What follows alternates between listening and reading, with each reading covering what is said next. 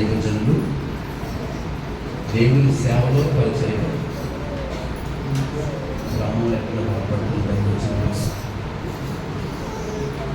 గారు. ఆ దైవజనుడు నేను పలు పర్యాయాలు దూరాన్ని చూశాను, కానీ దగ్గర నుంచి ఇప్పుడు ఎప్పుడైనా మాట్లాడలేదు. గౌడవ పాస్టర్ గారితో మాట్లాడినప్పుడు అయ్యా అని అడిగితే, చెప్పండి మరి ఆయన వేలాది మంది వాడబడ్డం దైవజనులు, వేళగా ఉంటాను నా జన్మం మీకు తెలుసు కదా అని అడిగితే, ఇబ్బంది దగ్గర నేను మాట్లాడతాను. గౌడవ పాస్టర్ గారితో దైవజనులతో మాట్లాడితే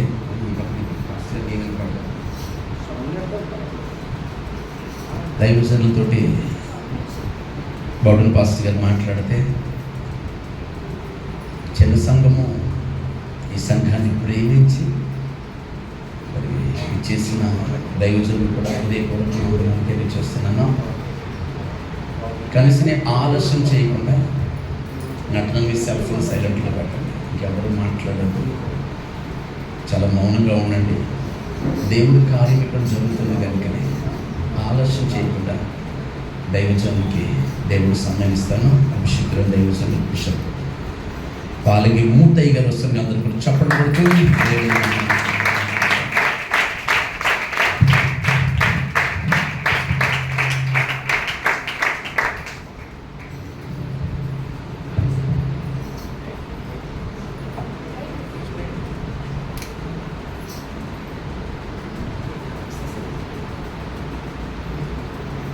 దాన్ని తెరవండి. పరిశుద్ధ లేఖనాలు తెరిచి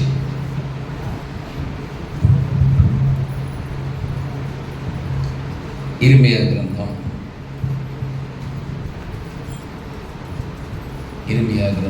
4వ అధ్యాయం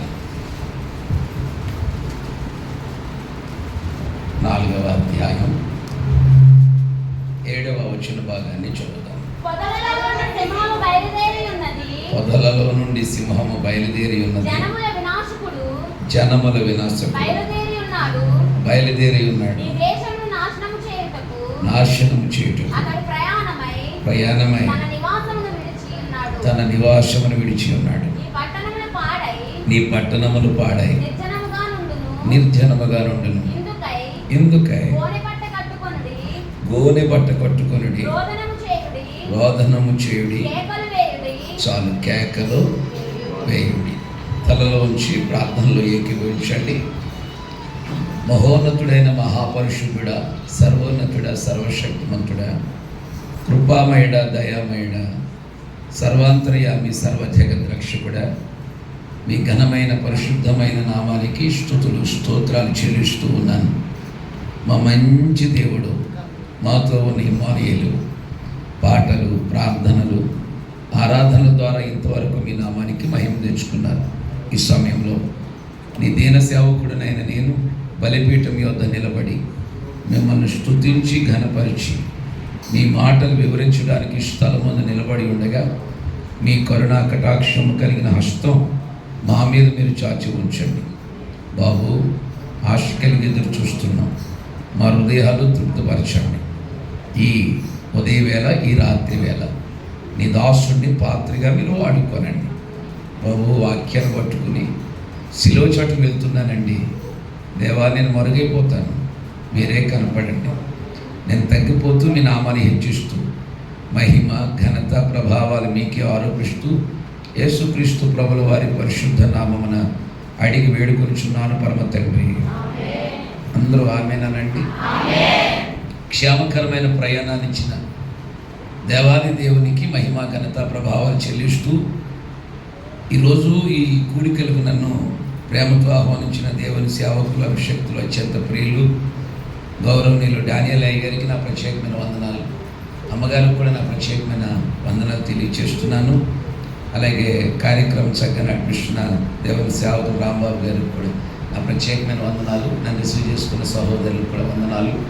నన్ను ఈ స్థలానికి పరిచయం చేసిన గౌడన్ వీరి గారికి కూడా నా ప్రత్యేకమైన వందనాలు తెలియజేస్తూ కూడా వచ్చిన మీ అందరికీ యేసుక్రీస్తు వారి ప్రశస్త నామములో నిండు వందనాలు. అయ్యా వందనాలు. దేవుడు మిమ్మల్ని దీవించుగాక. ఇది బాగానే చెప్తారు. చాలా సంతోషం మీ అందరినీ చూడడాన్ని బట్టి ప్రభునందు ఆనందిస్తూ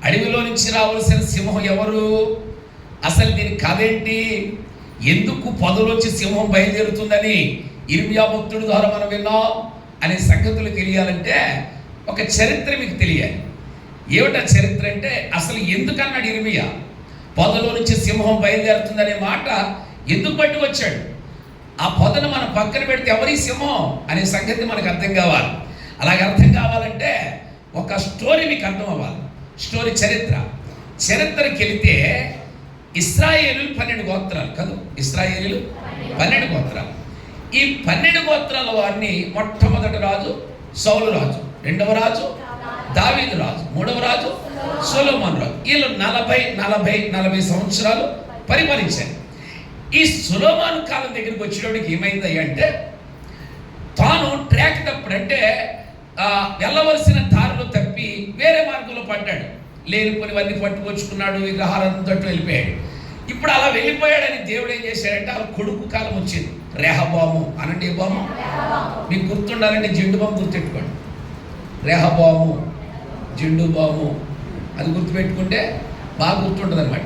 రెహబామును గుర్తుపెట్టుకుంటే రెహబాము కాలం వచ్చేసరికి ఈ 12 గోత్రాల అన్నదమ్ముల్ని దేవుడు 2 గోత్రాలు విడగొట్టేశాడు. అంటే 12 మందిని 2 భాగాలుగా విడగొట్టేశాడు. ఎలా విడగొట్టాడు చెప్తాను వినండి. 10 మందిని ఎడమ పక్కకి తీసుకొచ్చేసాడు. అది ఉత్తర దేశం అనండి. ఎక్కడికి? ఉత్తర దేశం. ఎంతమంది వచ్చారు? 10 మంది వచ్చారు. ఈ 10 మందిని ఏమన్నాడంటే ఇశ్రాయేలు అన్నాడు. చరిత్ర మీకు అర్థం అవ్వాలి. ఈ 10 మంది ఇశ్రాయేలు ఎడమ పక్క వచ్చాడు, ఉత్తర దిక్కున ఉన్నారు. మిగిలిన 2 గోత్రాల వారు కుడి పక్క వచ్చారు. వాళ్ళు యోధా వాళ్ళు అన్నారు. కుడి పక్కన యోధా వాళ్ళు 2 గోత్రాలు, ఎడమ పక్కన 10 గోత్రాలు ఇశ్రాయేలు వారు. వీళ్ళని దేవుడు వాళ్ళు చేసుకున్న స్వయంకృత అపరాధాన్ని బట్టి చెరలోకి తీసుకెళ్ళాడు. చెరలో ఎన్ని సంవత్సరాలు ఉంచాడు తెలుసా? 70 సంవత్సరాలు ఉంచాడు. వాళ్ళు చేసిన తప్పుకి 70 సంవత్సరాలు చెర అన్నారు కదా. మీరు కూడా చాలా పర్యాయాలు చెర గురించి విన్నారు. వాస్తవానికి చెర అంటే ఏంటి పాస్టర్ గారు అని మీరు అడిగారు అనుకోండి, నేను చాలా సింపుల్గా చెప్తాను మన భాషలో. చెర అంటే అర్థం ఏంటంటే, ఇప్పుడు మీ ఇంట్లో 2 కొడుకులు ఉన్నారు. 2 కొడుకులు పెద్దోడు బాగా చదువుతున్నాడు, చిన్నోడు బాగా చదవట్లేదు. ఇప్పుడు చిన్నోడిని వాళ్ళ మమ్మీ డాడీ దగ్గర తీసుకెళ్ళి, ఏమండి వీడు సరిగ్గా చదవట్లేదు, తీసుకెళ్ళి పడేద్దామంది. ఎక్కడ? వెరీ గుడ్, మనకు అనుభవం ఉంది. ఎక్కడ పడేస్తానంది? హాస్టల్లో పడేస్తానంది. ఇప్పుడు మీరు చెప్పండి, ఆయన తీసుకెళ్ళి హాస్టల్లో పడేస్తానని చెప్పడానికి తల్లికి వీడంటే పగ, ద్వేషమా, ప్రతీకారమా, ప్రేమ? ప్రేమ ఉంటే ఇంట్లో ఉంచొచ్చుగా. ప్రేమ ఉంటే ఇంట్లో ఉంచొచ్చుగా. వీడిని తీసుకెళ్ళి హాస్టల్లో ఎందుకు పడేస్తానందంటే మా విలువేట వీడికి తెలియదు. ఇప్పుడు చెప్పండి, 70 సంవత్సరాలు దేవుడు ఇశ్రాయేలుల వారిని, యోధా వారిని తీసుకెళ్ళి చెరలో పడేశాడంటే ఆయనకు పగ, ద్వేషమా, ప్రతీకారమా, ప్రేమ? ఎందుకు ఆ ప్రేమ అంటే నా విలువేంటో వీళ్ళకి తెలియాలి. గట్టిగా స్తోత్రం చెప్పాలి ఒకసారి. దేవుడు ఒక్కొక్కసారి మనందరినీ ఎందుకు విడిచిపెట్టేస్తాడంటే ఆయన విలువ మనకు తెలియాలని. నువ్వు అనుకుంటావు నా దేవుడు నాకేం చేయలేదని. దేవుడు ఏమి చేయకుండా ఉండేవాడు కాదు. ఏమి ఉంచుకుంటాడు చెప్పండి ఆయనకి? ఆయనకి ఆయన కావాలా? అన్నీ ఆయనకు ఉన్నాయి. అన్నీ మనకి ఇవ్వడానికి కదా. ఆయన నేను సంపాదించేదంతా నా కూతురికి ఇవ్వడానికి గురించే కదా. అలాగైతే దేవుడు వీరిని చెరలో ఉంచడానికి గల కారణం 70 సంవత్సరాల్లో. ఇప్పుడు చెప్పండి, పగ, ద్వేషమ, ప్రతీకారమ, ప్రేమ? నువ్వు హాస్టల్లో వేయటం నీ బిడ్డకి న్యాయమైతే, వీళ్ళు చేసిన తప్పుకి తీసుకెళ్ళి చెరలో వేయటం కూడా న్యాయమే. ఇంకో మాట చెప్తాను. ఇప్పుడు చెరలో హాస్టల్లో వేసిన తర్వాత నీ కుమారుడి విషయంలో అమ్మయ్య దరిద్రం వదిలిపోయింది అనుకుంటావా? ఇప్పుడు మిమ్మల్ని అడుగుతాను, చెరలో వేసిన తర్వాత దేవుడు దరిద్రం వదిలింది అనుకుంటాడా?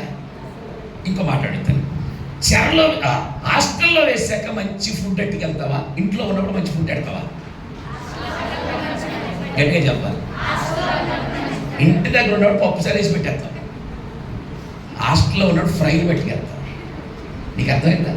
అలాగే యెరూషలేములో ఉన్నప్పుడు కంటే చెరలో శత్రు చేతుల్లో ఉన్నప్పుడే నా దేవుడు ఇంకా బాగా ప్రేమించాడు. గట్టిగా స్తోత్రం చెప్పండి ఒకసారి. ఇంకొక మాట మీతో చెప్పాలి, మన కష్టాల్లో ఉన్నప్పుడు దేవుడు మనకు దగ్గరికంటే వచ్చి ఇంకా ప్రేమిస్తాడు. దగ్గరగా కొట్టండి చెప్పండి. ఇంకా ప్రేమిస్తాడు. ఆ అట్లాగైతే ఇశ్రాయేల్ని చెరలో తీసుకెళ్ళాడు కదా, ఇప్పుడు చెరలో తీసుకెళ్ళిన ఎడం పక్కన ఉన్న వాళ్ళని అష్షూరు రాజు సెనహరీబు అనబడిన ఒక రాజు వచ్చి వీళ్ళని బంధించి తీసుకెళ్ళాడు. ఈ కుడివైపున ఉన్న యూదా వారిని బబులోను దేశపు రాజు నెబుకద్నెజరు వచ్చి వీళ్ళని తీసుకెళ్ళిపోయాడు. అంటే స్వతంత్రంగా ఇంట్లో ఉండవలసిన వీళ్ళలో బానిసల చేతిలో ఉన్నారు, బందీలుగా ఉన్నారు. అప్పుడు దేవుడు విడిచిపెట్టాడంటే అప్పుడు అస్సలు విడిచిపెట్టలేదు, ఇంకా బాగా ప్రేమించాడు. ఒకవేళ మీ అబ్బాయిని హాస్టల్లో ఎక్కడ విజయవాడ హాస్టల్లో వేసామనుకోండి, ఏమంటారు? ఏమమ్మా అక్కడ దాకా వెళ్ళావు కాబట్టి మా అబ్బాయిని ఒకసారి చూసిరా అంటారుగా. అలాగే ఇశ్రాయేలు చెరలో ఉండగా నా దేవుడు ఒక్కొక్క ప్రవక్తని పంపిస్తున్నాడు. ఒక్కొక్క ప్రవక్త వెళ్ళి వాళ్ళని చూసి వస్తున్నారు. ఆ టైంలో దేవుడు ఇర్మియా దగ్గరికి వెళ్ళాడు.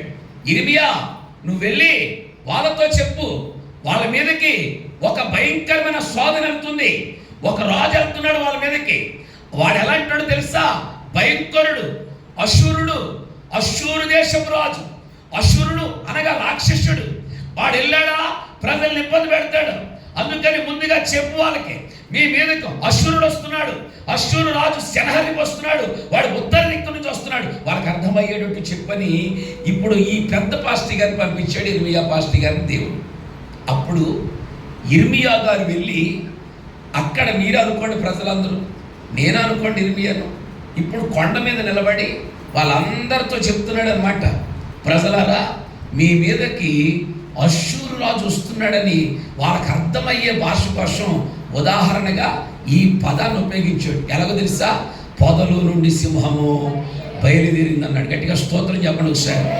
పొదలు నుండి సింహము బయలుదేరింది అన్నాడు. ఎందుకు ఈ మాట అన్నాడంటే, బైబిల్లో 3 భాషలు ఉంటాయి, నాతో పలకండి. 3 భాషలు ఉంటాయి: అక్షరము, అలంకారము, మర్మము. చెప్పండి. అక్షరం అంటే మనం చదివేది, అలంకారం అంటే దేనినైనా పోల్చి చెప్పేది. జంతువుని కానీ, చెట్టుని కానీ, పుట్టని కానీ, సృష్టిలో ఉన్న దేనినైనా పోల్చి చెప్పేది. ఉదాహరణ చెప్పాలంటే ఉపమాన రీతి అంటారు దాన్ని ఎగ్జాంపుల్గా చెప్తారనమాట. మొన్న ఒక ఆవిడ నాకు ఫోన్ చేసింది. ఆవిడ నేను వస్తుంటుంటే, అయ్యగారు చాలా చోట్లకి వెళ్తున్నారు కదా, మా అబ్బాయికి సంబంధం చూడండి అన్నాను. నేనన్నా నేను పెళ్ళిళ్ళ పేరెంట్ కాదమ్మా పాస్టర్ గారిని అన్నాను. ఏదో ఫీల్ అవుతారేంటి, ఏదో మొహమాటం కొద్దిగా అడిగానంటే, నేను అడిగాను మొహమాటం కొద్ది మీ అబ్బాయి ఎలా ఉంటాడు అన్నాను. ఆవిడ చెప్తుంది మహేష్ బాబులాగా ఉంటాడండి అన్నాను. ఏ భాష ఇది? అలంకార భాష. అంటే వాడి వల్లే ఉంటాడు అనే దాన్ని అలంకార భాష అంటారు. ఇప్పుడు అక్షరము, అలంకారము, మర్మం. మర్మం అంటే మనం వివరించుకున్న తర్వాత వచ్చే తాత్పర్యమే మర్మం. ఇప్పుడు మీకు అర్థమయ్యేటట్టు చెప్తాను.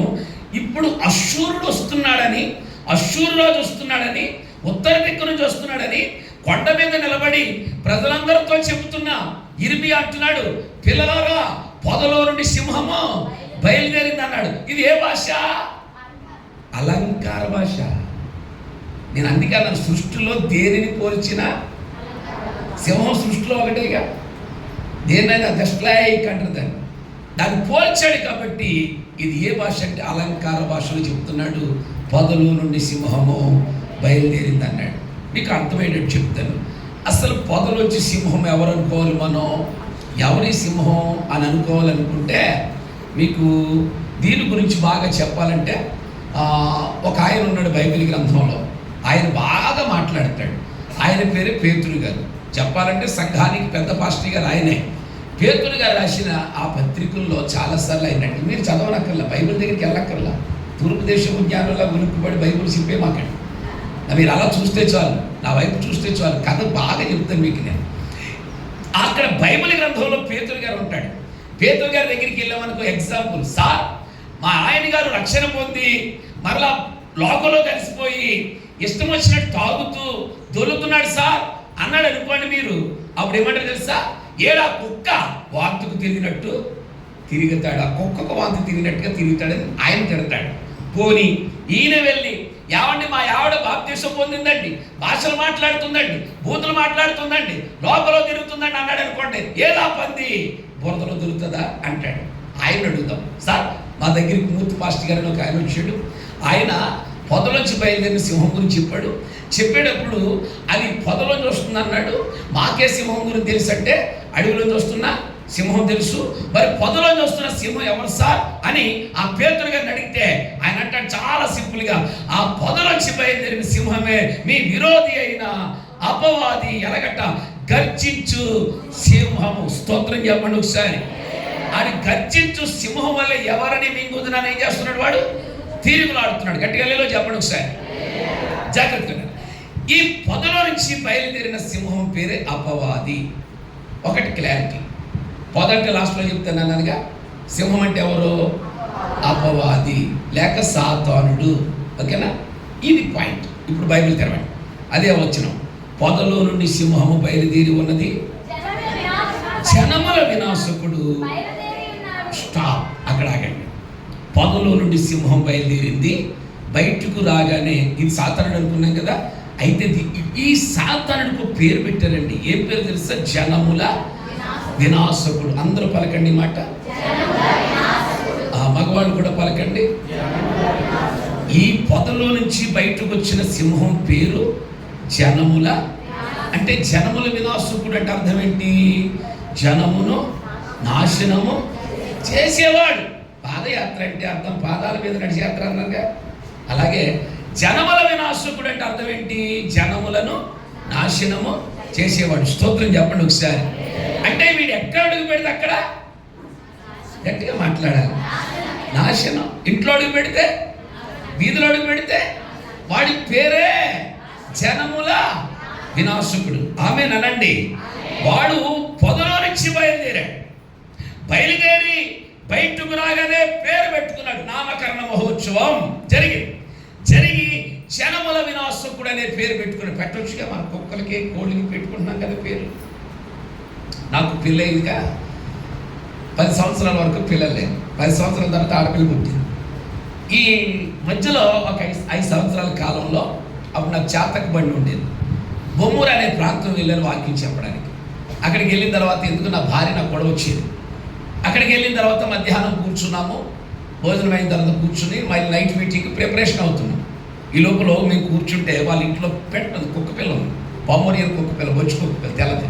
అది ఆడుకుంటూ వచ్చిన తర్వాత నా భార్య దాన్ని ఎత్తుకుని ముద్దులాడుతుంటే ఎవరు చాలా బాగుంది కదా కుక్క పిల్ల అంది. కావాలా అన్నాను, తీసుకుంటారా అంది. నేను అనుకున్నాను మామూలు పిల్లలు ఎలాగే ఇవ్వలేకపోతున్నాము, కొన్ని కుక్క పిల్లన కొనిద్దాం సర్ప్రైజ్గా అనుకుని సరే మామూలుగా వచ్చేసిన తర్వాత పాస్టర్ గారికి ఫోన్ చేసి, సార్ ఇలాగా నాకు కుక్క పిల్ల కావాలి సార్ అంటే, ఉన్నాయి సార్ మా పక్కనే ఉన్నాయి రండి అన్నాడు. చాతక బండి మీద అప్పుడు వైరు బొట్టలు ఉండేవి. ఆ బుట్ట పట్టుకుని వెళ్ళి 300 రూపాయలు పెట్టి బొమ్మూరులో కొనుక్కొని వచ్చి సర్ప్రైజ్ ఇచ్చాను మా భార్యకి. మా వీధిలోకి వెళ్ళి ఆ కుక్క పిల్ల అలా తీసాను అంతే. పిల్లలేనోకి ఇదో భాగ్యం. వీధిలోకి ఎవరు పిల్లలందరూ ఆడపిల్లలే కదా. ఇప్పుడు ఆ పిల్లలందరూ వచ్చేసారు నా దగ్గరికి. వచ్చి కుక్క పిల్లని చూసి ఆశ్చర్యపోతున్నారు. ఇలాగా ఆశ్చర్యపోతూ దానికి ఒక్కొక్కడు ఒక రకమైన పేర్లు పెడుతున్నాడు. అప్పుడు నేను అన్నాను, రే ఇన్ని రకాల పేర్లు పెట్టారంటే దాని మెట్లు వచ్చేద్దే, ఏదో పేరు పెడదాం. 4 గంటలకు వస్తాను, కూర్చుని మనందరూ నామకరణం చేద్దాం, మీరు కాగితాలు రాస్తారండి అన్నాను. నా భార్య 4 గంటలకు వచ్చాను, అరుగు మీద కూర్చొని ఒళ్ళో పెట్టుకుని దాన్ని దూకుతుంది. ఈ లోపల కుర్రోళ్ళందరూ వచ్చారు, ఆడపిల్లలు మగవాళ్ళు వచ్చారు, అలా నిలబడ్డారు. ఆ 7 పేపర్లు ఎన్నో ఇచ్చారు. దాని మీద సోని అని ఒకడు, రాక్షి అని ఒకడు, పప్పి అని ఒకడు, మిల్కీ అని ఒకడు, రకరకాల పేర్లు, స్నూపి అని ఒకడు, ఇలా రాసేది. ఎడబడి రాసి సుబ్బారావు అని రాశాడు. సుబ్బారావు అయితే నేను ఎందుకో ఆ కాగితాన్ని పెద్దగా పట్టించుకొని తెలియక రాసుకుంటాడు. ఎవడో పేర్లు అన్నాను కదా, చిన్నపిల్లడు ఎవడు అనుకున్నాను. దాని కాగితాన్ని అలా పడేసిన తర్వాత ఆడ అడిగాడు దాన్ని, అదే ఆ కాగితం పక్కన పడేసేవాడు. ఆ కాగితం రాసినాడు. ఎవరు రాశారు అన్నాడు. రాజేష్ అని ఒకడు 6వ తరగతి చదువుతున్నాడు. నేనే రాశాను అని. ఒరే మనుషులు పెట్టే పేర్లా కుక్కలు పెట్టకూడదంటే ఆడ అన్నాడు, పెట్టన్నయ్యా ప్లీజ్ అన్నా. అలా కాదురా, పెట్టకూడదురా, నీకు చెప్తాను పెట్టకూడదురా, మిగిలిన పేర్లు ఏంటంటే నాకు పెట్టాలి ప్లీజ్ అని నాతో దెబ్బలాడుతున్నాడు. ఎందుకు పెట్టాలంటే ఆడు అన్నాడు, మన ఇంటి కూడా శుభ్రమైన అన్నాడు కదన్నయ్యా. ఆడ అంతమానం కొడతాడని నన్ను, అంతమానం కొడతాడని మన అమ్మ చేత చెప్పి రేవెట్టి చేశాడు. అందుకని ఆడి మీదకి కసి వచ్చేస్తుంది కాబట్టి నేను ఏం చేయలేకపోతున్నాను. ఇప్పుడు ఆ పేరు ఎవరు కట్టాలట? నాకు కుక్కకి వెళ్తాడు, ఏం చేస్తాడు మీద కోపం వచ్చినప్పుడల్లా. అలవాటు కదా మన పల్లెటూరులో కుక్కలు వంకెట్టి తిట్టడం. అలా ఈడొచ్చి తిడతాడంట. అంటే ఈ లైవ్ ఎగ్జాంపుల్ ఎందుకు నేను చెప్పానంటే, మనం ఒక కుక్కకు పేరెట్టుకున్నట్టుగా ఈ సింహానికి కూడా పేరు పెట్టాడు. ఏం పేరు? జనముల వినాశకుడు. స్తోత్రం చెప్పండి ఒకసారి. 1 by 1 వస్తుంది. పొదలో నుండి సింహము బయలుదేరింది. బయటికి రాగానే పేరు పెట్టబడింది అనాలి. పేరు ఏ పేరు?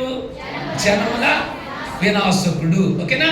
నెక్స్ట్ తర్వాత మాట, నీ దేశము నాశనము చేయుటకు అతడు ప్రయాణమై తన నివాసమును వీడచి ఉన్నాడు. స్తోత్రం చెప్పండి ఒకసారి, స్టెప్ బై స్టెప్.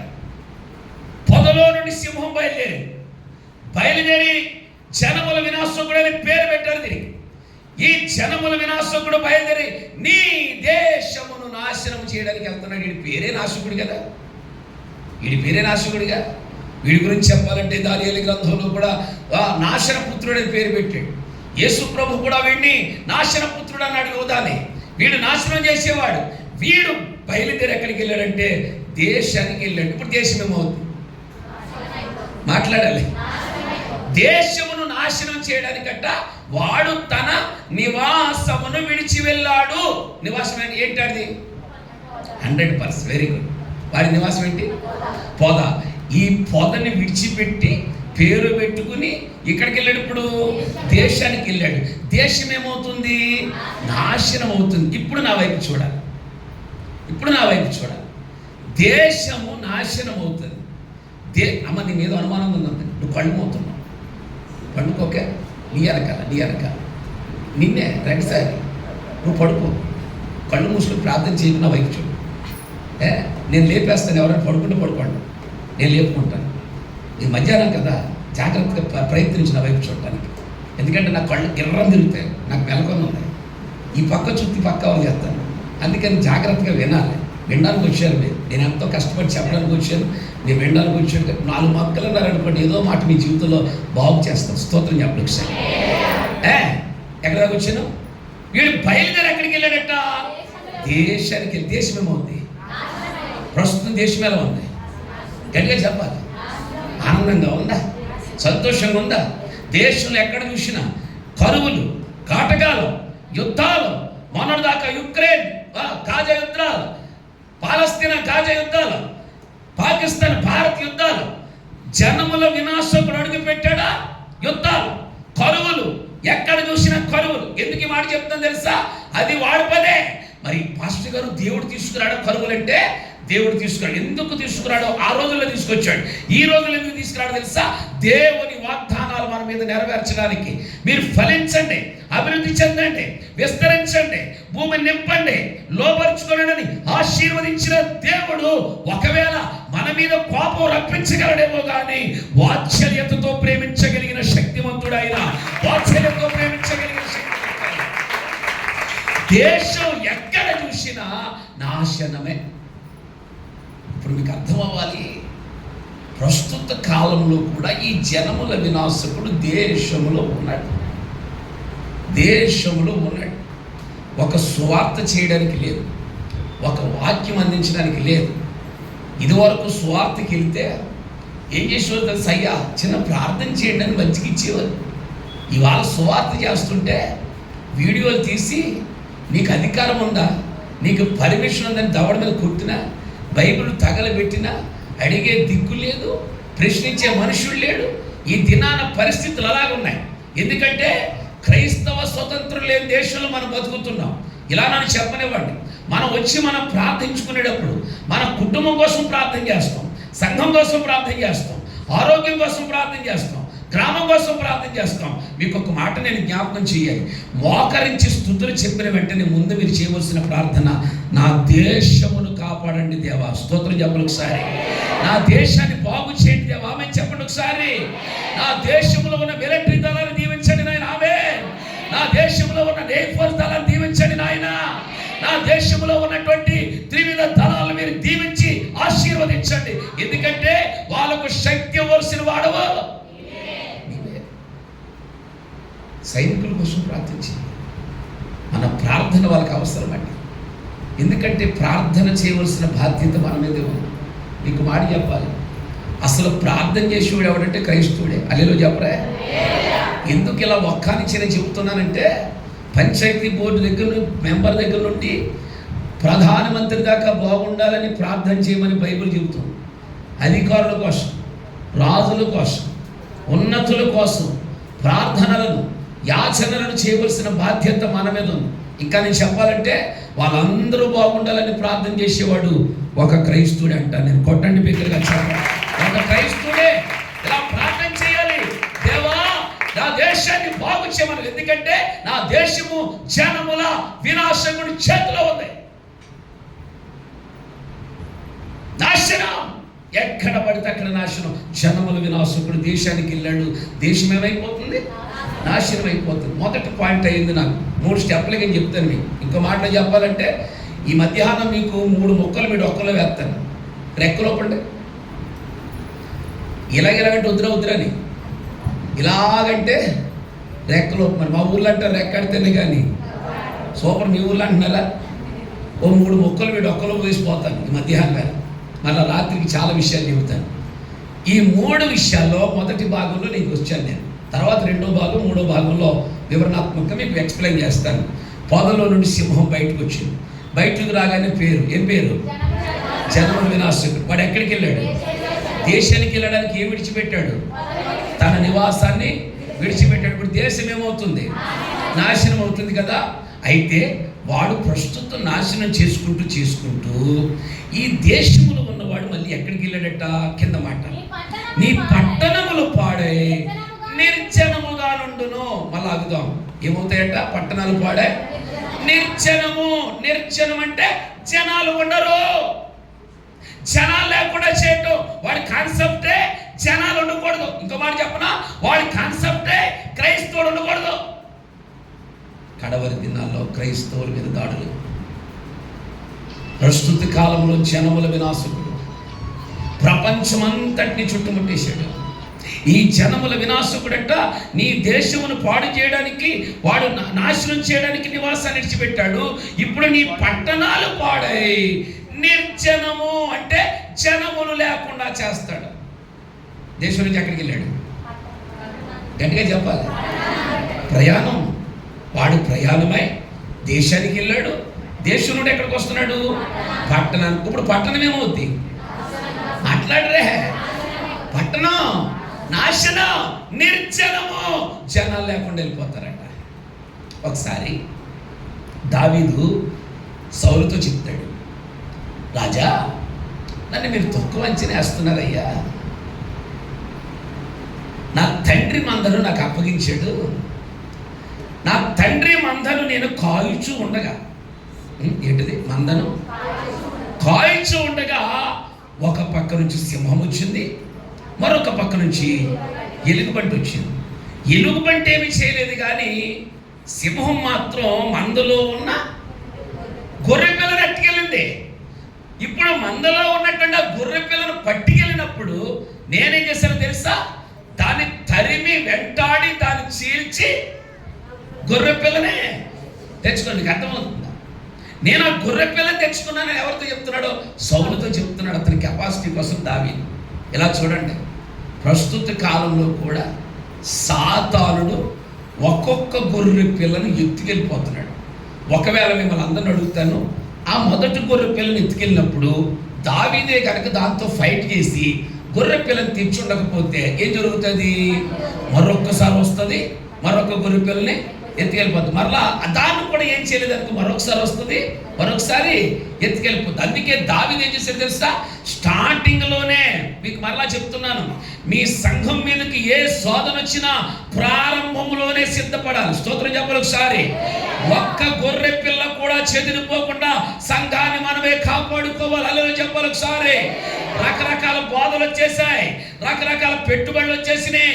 మొన్నే రాజమండ్రిలో విన్నాను నేను, మా సంఘానికి వచ్చి బాప్తీసం పొందితే 2000 రూపాయలు ఒక ఇత్తడి మీద ఇస్తాను అన్నాడు. పాంప్లెట్ మొన్నటిదాకా ఉంది నా దగ్గర.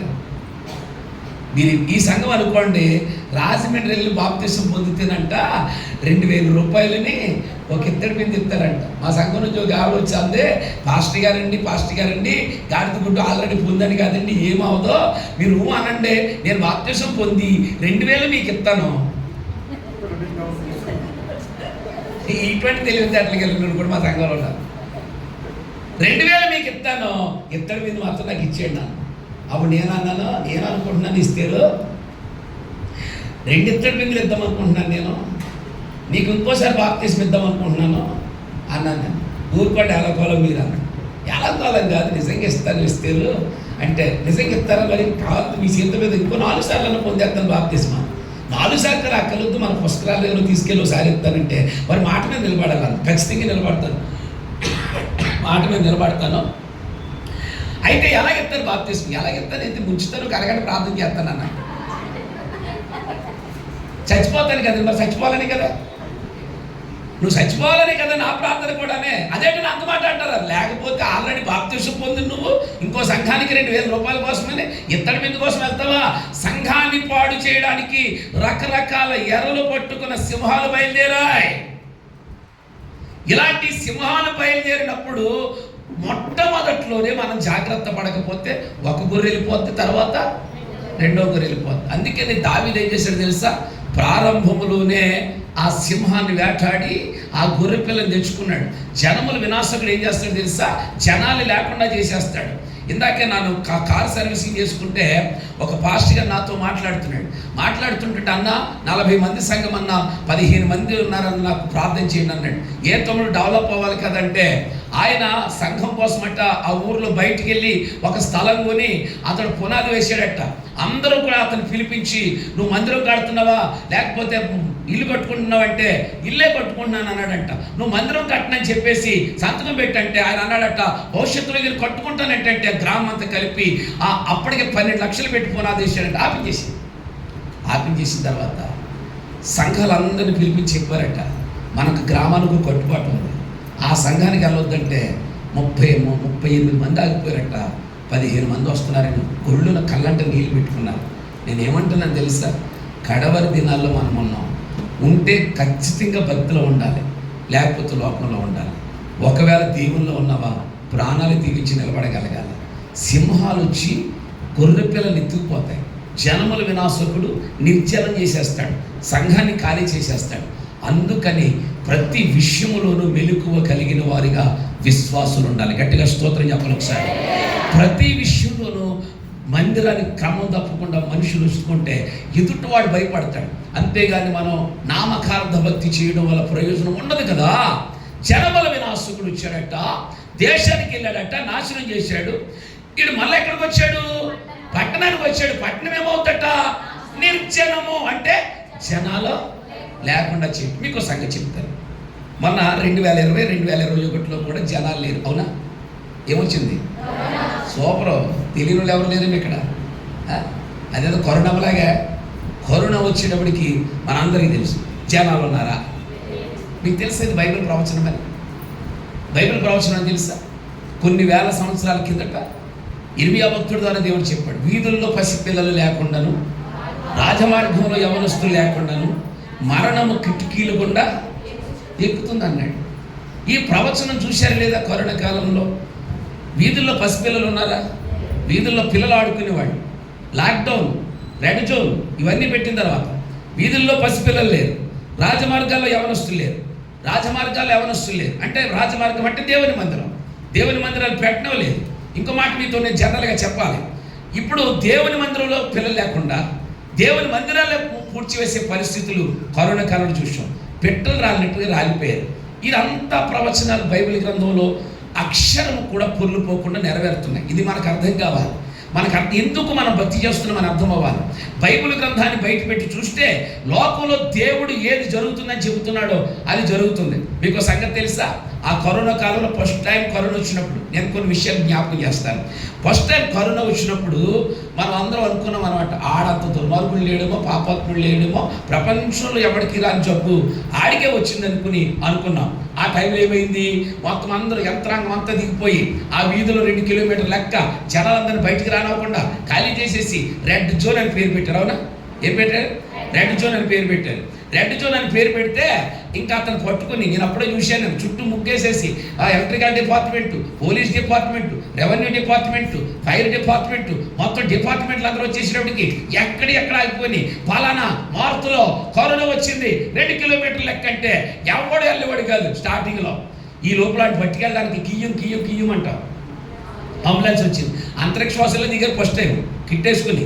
దిగి మనోడు పట్టుకుని లట్టెక్కి దాంట్లో వేసుకుని హాస్పిటల్ తీసుకెళ్ళి బుక్లో తిప్పేసి దాంట్లో పెడితే ఇంటికాడ నుంచి ఫోన్ అనమాట.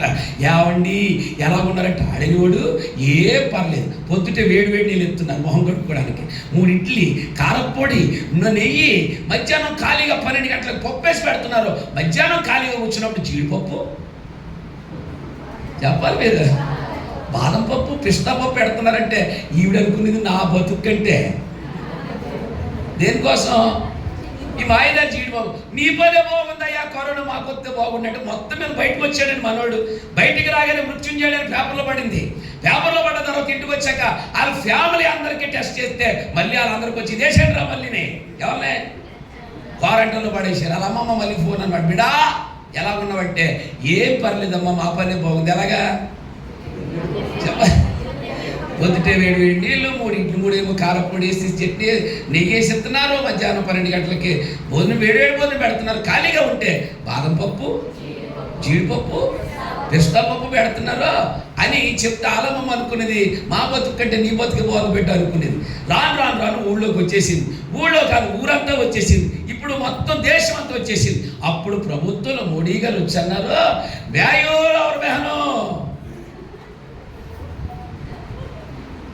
కరోనా వచ్చింది కాబట్టి లాక్డౌన్ అన్నాడు. రెడ్ జోన్ నుంచి ఎక్కడికి వచ్చాం? లాక్డౌన్లోకి వచ్చాం. కాబట్టి అప్పుడు ఏమన్నాడంటే హాస్పిటల్ ఖాళీ లేవు, ఎవడు జబ్బు వస్తే వాడు చావాడే చావండి, ఎవడు జీడిపప్పు ఆడే. మా దగ్గర జీడిపప్పు లేదు, బాదం పప్పు లేదు. ఈ కాలాన్ని మనం చూసాం. అన్నం పట్టుకొచ్చి బాత్రూమ్ దగ్గర పెట్టేస్తే దొంగ చట్టుగా తినాలు కూడా మనకు తెలుసు. ఎందుకు నేను ఈ ఎగ్జాంపుల్ జ్ఞాపకం చేశానంటే ఆ రోజుల్లో ఆ దుస్థితి మనం అనుభవించాం. ఆ దుస్థితి అనుభవించినప్పుడు జనములు లేరు ఊళ్ళోనే. ఆ లాక్డౌన్ రెడ్ జోన్ ఈ మాటలన్నీ బైబిల్లో ఉన్నాయి. ఇప్పుడు తెరవండి ఒక్క పేజీ. అలాగే ఇర్మియా గ్రంథం 6వ అధ్యాయం 25వ వచనం 6:25 కాదురా 25వ వచనం అన్నాను నేను. 6:25 పొలములోనికి లాక్డౌన్. అక్కడ ఒకటి చెప్తాను, పొలాల్లో పోకుండా ఏంటది లాక్డౌన్. బైబిల్లో ఉంది లాక్డౌన్. తర్వాత రెడ్ జోన్. మార్గాల్లో ఒకటి చూడండి అక్కడ ఉందా లేదో. పొలాల్లోకి పోవద్దు లాక్డౌన్ పెట్టాం. తర్వాత మార్గాల్లో నడవద్దు రెడ్ జోన్, ఎక్కడికి వెళ్ళొద్దు. తర్వాత శత్రువుల కత్తిని జులిపించుచున్నారు. మీరు అప్పుడు వార్తలో చదువుకున్నారు లేదో, పోలీసులు లాఠీ జులించిరి. అప్పటికి చెప్పాను మా బామ్మతో, రే బయటికి వెళ్ళక పోలీసులు కొట్టేస్తారా. నేను వైస్ ప్రెసిడెంట్ అన్నాడు. నువ్వు వైస్ ప్రెసిడెంట్ అని బయటోడికి ఏం తెలుస్తుందంటే పెద్ద పోటీగాళ్ళకి వెళ్ళాడు, బండి వేసుకునేడు. సన్నకి వెళ్ళిన లాగు వచ్చాడు. ఏ అంటారు వాళ్ళు కొట్టినోడికి అన్ని వాసిపోయి. అప్పుడు పొద్దుడు పేపర్లో పడింది, ఫలానా ఊర్లో వైస్ ప్రెసిడెంట్ గారి మీద పోలీసులు లాఠీ జులించిరి, శత్రువుల కత్తిని జులించారు. ఇవన్నీ బైబిల్లో ఉన్నాయి. కింద నలుదిక్కుల భయము తగులుతుంది. కరోనా తగలేదా? తుమ్మాలంటే భయం, ఉమ్మాలంటే భయం, ముట్టుకోవాలంటే భయం, పట్టుకోవాలంటే భయం, వెళ్ళాలంటే భయం, రావాలంటే భయం. నాకు బాగా గుర్తుంది ఆ రోజుల్లో సీన్. మీటింగ్ వెళ్ళి వచ్చాను నేను. మీటింగ్ వెళ్ళి వచ్చి మధ్యాహ్నం అనమాట, మే నెలది అర్ధరాత్రి మంచినీళ్ళ దాకా పడుకున్నానండి. ఫ్రిడ్జ్లో వాటర్ తీసుకుని తాగేసి పడుకున్నాను. నేను, నా భార్య, నా బిడ్డ ముగ్గురు అలా నా పక్కన మా అమ్మాయి పక్కన పాస్టర్ గారు పడుకుంటారు. ఈ చివరి నేను ఉంటానన్నమాట. వచ్చి మంచం మీద 2 తలగళ్ళేసి పడుకున్నాక దగ్గరాదా పొరబారి దగ్గు వచ్చింది. దగ్గర గట్టిగా దగ్గి అని ఇలా సాపంచి మా అమ్మాయి లేదు. అరే మా అమ్మాయి అక్కడికి వెళ్ళిందని కూర్చుని షాపని మా ఆవిడ లేదు. అయ్యబాబు ఇద్దరు ఎక్కడికి వెళ్ళారని పక్కన బెడ్ బాల్ ఉంటే పెద్ద దేశం కనపడలేదు, పెద్దలెట్టేసి ఇద్దరు కనపడలేదు. అప్పుడు ఏమైపోరు అబ్బా బాత్రూమ్కి వెళ్ళి ఉంటారని ఇలా తిరుగుతారు. మాకు సాపేసి పడుకున్నారు. ఇక్కడ సాపేసి పడుకుంటే అడిగాను, యాభై అక్కడ పడుకున్నారంటే పొద్దుడు మాట్లాడుతా పక్క తిరగండి అంది. అప్పుడు నేను అనుకోరు బాబోయ్ మా 5-6 తెగులు అల్లం బిడ్డల కింద పడుకోబెట్టేసింది అనుకున్నారు. కానీ భయం, కట్టుకున్న భార్యకు భయమే, కన్నా బిడ్డకు కూడా. నలుదిక్కులు ఏముంది. ఎందుకు ఈ మధ్యలో ఇది కట్ చేసి చెప్పానంటే ఆ రోజుల్లో జనముల వినాశకుడు బయలుదేరి పట్టణాన్ని పాడు చేసి నిర్జనము చేస్తాడని చెప్పాం కదా. పట్టణాలు పాడైపోతున్నాయి, జనాలు లేకుండా చేస్తున్నారు. అది మన కనులారా మనం చూసాం. ఆ పట్టణాల్లో జనాలు లేకుండా చూసాం. నేడే కాదండి, ఆ రోజుల్లో ఇశ్రాయేలు గురించి కూడా దేవుడు ఇలా చెప్పాడు. పొదలో నుంచి సింహం బయలుదేరుతుంది. బయలుదేరిన తర్వాత ఆ బయలుదేరిన సింహం దేశాన్ని నాశనం చేయడానికి వెళ్తుంది. దేశం నుంచి ఎక్కడికి వెళ్తుంది?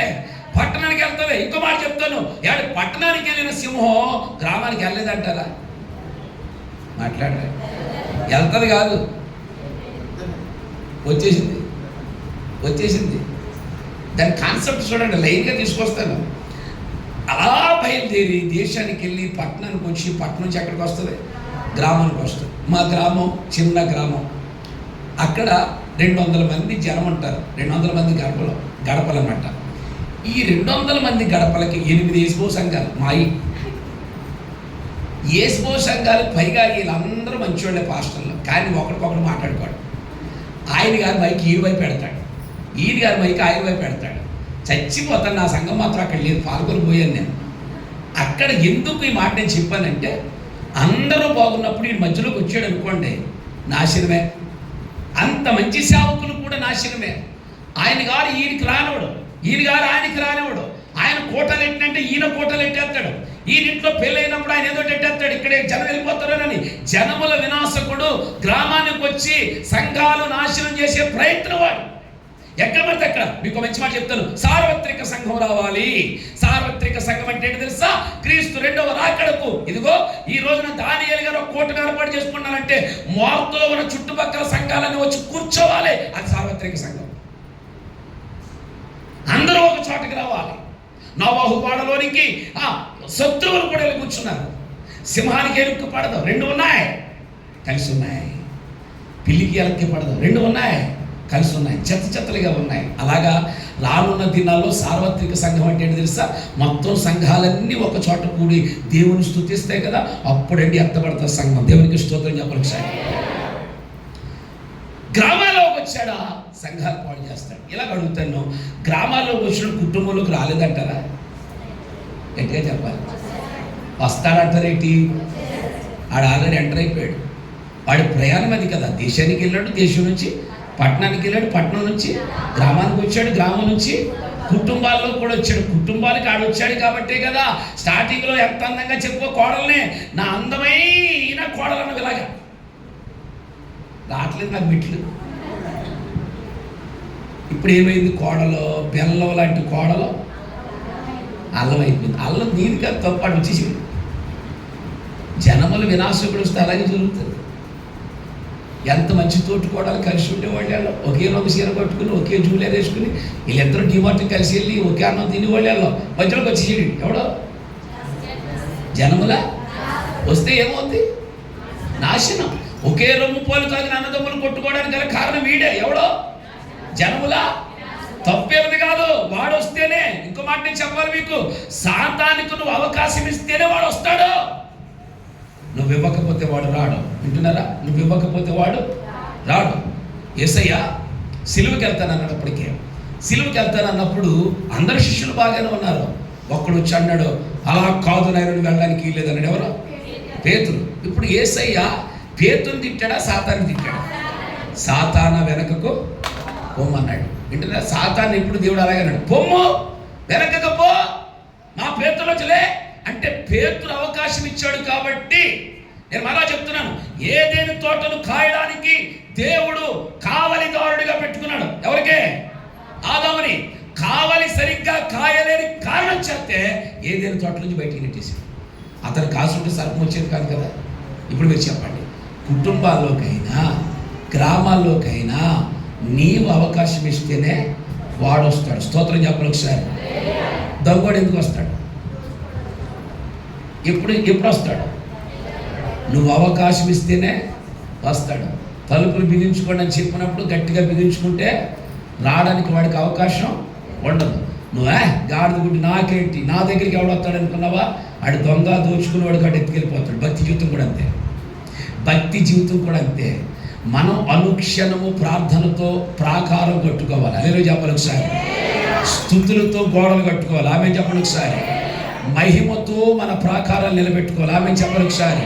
ఉపవాసాలతో జీవితాన్ని కట్టుకోవాలి. గట్టిగా చెప్పడం సంతోషించి ఉపవాసాలతో జీవితాన్ని కట్టుకోవాలి. అలా కట్టుకుంటే సాతానుడు రావడానికి ఏం చేస్తాడు? భయపడతాడు. వీడి ప్రయాణమే నాశనం చేయటం. పట్టుకోండి. బయటకు వచ్చాడు, దేశానికి వెళ్ళాడు, పట్టణానికి వెళ్ళాడు, పట్టణం నుంచి గ్రామానికి వెళ్ళాడు, గ్రామం నుంచి కుటుంబానికి వెళ్ళాడు, కుటుంబం నుంచి వ్యక్తిగతమైన జీవితాల్లో కూడా వాడు ప్రవేశించాడు అనాలి. స్తాడు కాదు, వచ్చేసాడు. ఎందుకు ఈ మాట నేను చెప్తున్నా తెలుసా? చాలా ఇంపార్టెంట్ థింక్. నాకు బాగా వైరల్ అయిన ఒక వీడియో బాగా తెలుసు. ఆ వీడియోలో టీచర్స్ ఇద్దరు, భార్య భర్తలు ఇద్దరు టీచర్స్ అనమాట.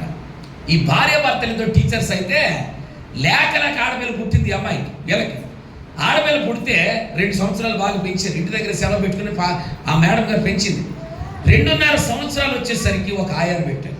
ఆయా దీనికి అన్నం తినిపించాలి. ఆయాను పెడితే ఆయా అన్నం తినిపిస్తూ ఒకసారి అన్నం తినడానికి మోరం చేస్తుందని దవడ మీద కొట్టింది. ఆయా అన్నం పెట్టింది. అన్నం పెట్టాక సాయంకాలం తల్లిదండ్రులు ఇద్దరు ఇంటికి వచ్చిన తర్వాత ఆయా వెళ్ళిపోద్దిగా. పిల్లలు అప్పగించి వెళ్ళిపోయిన తర్వాత ఆ అమ్మాయి, చిన్న అమ్మాయి 2.5 సంవత్సరాల పాప చెబుతుంటే వాళ్ళ డాడీ వీడియో తీశాడు, వైరల్ చేశాడు, దాన్ని యూట్యూబ్లో పెట్టి. దాంట్లో ఆ చిన్నపిల్ల ఏమని మాట్లాడిందంటే, మమ్మీ డాడీ ఆయా నన్ను కొట్టింది, మీరు కొడతారా లేదా? కొట్టకపోతే మేడ మీద నుంచి దూకి చచ్చిపోతాను. దాని వయసు ఎంత? 2.5 సంవత్సరాల పిల్ల చచ్చిపోతాను అందంటే ఎవడిచ్చాడు ఈ మనసు? దేవుడా చెప్పాలి. ఆ మనసు ఎవడు కలిగిస్తాడు? నాశనం చేసేవాడు. నీకు అర్థం? నాశనం చేసేవాడే. వాడి పిల్లలను కూడా నాశనం చేస్తున్నాడు. నీకు ఈ మాట చెప్తాను. మరి చచ్చిపోమంటాడు వాడే. అప్పులైపోయినాయా? చచ్చిపో. ఒంట్లో బాగోలేదు? చనిపో. నీ 10th క్లాస్ పోయిందా? చనిపో. లవ్ ఫెయిల్యూర్ అయిపోయిందా? చచ్చిపో. వాడు చెప్పే కాన్సెప్ట్ ఏంటి తెలుసా? చచ్చిపో చచ్చిపో అంటాడు. మరి నా దేవుడి దగ్గరికి వస్తే ఏమంటాడు తెలుసా? నువ్వు చనిపోవటం ఏమిట్రా, నీకోసం నేను చనిపోయాను, నా వాక్యం నేను బ్రతికిస్తుంది. బ్రతకమని చెప్పే గొప్ప దేవుడు అండి మన దేవుడు. బ్రతకమని చెప్పే గొప్ప దేవుడు, బ్రతికించే దేవుడు. స్తోత్రం చెప్పాలి ఒకసారి. నేను మాట అంటాను. ఈ మధ్యాహ్నం ఒకవేళ ఇక్కడ కూర్చున్న వారిలో మీరు అనుకుంటారు, సాయంకాలం వెళ్దాంలే, ఈ పూట మానేద్దాం అనుకుని, సర్లే ఎందుకు ఎల్లు చెత్త బాగుంటుందని మీరు వచ్చారు కదా. అయితే నా దేవుడి వాక్యం నేను బ్రతికించబోతున్నారా? నా దేవుడి వాక్యం నేను బ్రతికించబోతుంది. చనిపోతున్న వాళ్ళని కూడా జీవము పోసే మాట. అల్లెలో చెప్పాలి ఒకసారి. దగ్గరగా స్తోత్రం చెప్పండి. ఆ మాట మనల్ని బ్రతికించగలిగితే నా దేవుడు బ్రతికించే దేవుడు. సాతానుగా నాశనం చేస్తాడు. ఇది వాడి మొదటి ప్రయాణం. పొదలో నుండి సింహం బయలుదేరింది. బయటకు రాగానే పేరు ఏ పేరు? జనముల వినాశకుడని పేరు పెట్టుకున్నాడు. వాడు ఎక్కడికి వెళ్ళాడు? దేశం ఏమైంది? నాశనం. తర్వాత పట్టణం ఏమైంది? తర్వాత గ్రామం ఏమైంది? నాశనం. ఆ తర్వాత కుటుంబం ఏమైంది? తర్వాత వ్యక్తిగతమైన జీవితాలు ఏమవుతున్నాయి? నాశనం. అయితే ఈ జనముల వినాశకుడు నాశనం చేసుకుని వెళ్తుంటుంటే మనం ఏం చేయాలి? దేవుడు ఏం చేస్తాడు? అది ఇప్పుడు చెప్పాల్సిన అవసరం. వాడి పని వాడు అలాగే చేసుకుని వెళ్తున్నాడు. అయితే ఇక్కడ కీలకమైన ఒక పాయింట్ మీతో చెప్తాను. విశ్వములో, సృష్టిలో 3 శక్తులు ఉన్నాయి. విన్నాను. 1 సాతాను శక్తి అనండి, 2 మానవ శక్తి, 3 దేవుని శక్తి. మొదటిది ఎవరిది? సాతాను శక్తి. 2 మానవ శక్తి, 3 ఇప్పుడు చెప్పండి, ఇప్పటివరకు ఎవరి శక్తి చూసాం? సాతాను గారి శక్తి. ఎవడవాడు? నాశనము చేసేవాడు. నెక్స్ట్ రౌండ్ ఎవరిదంటే మనదే. ఇప్పుడు మానవ శక్తి ఏం చెయ్యాలి? చదవండి.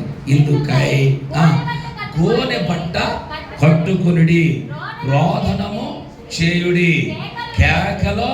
ఇది మన పని. స్తోత్రం చెప్పండి ఒకసారి. గోనె బట్ట కట్టాలి, నెంబర్ 1.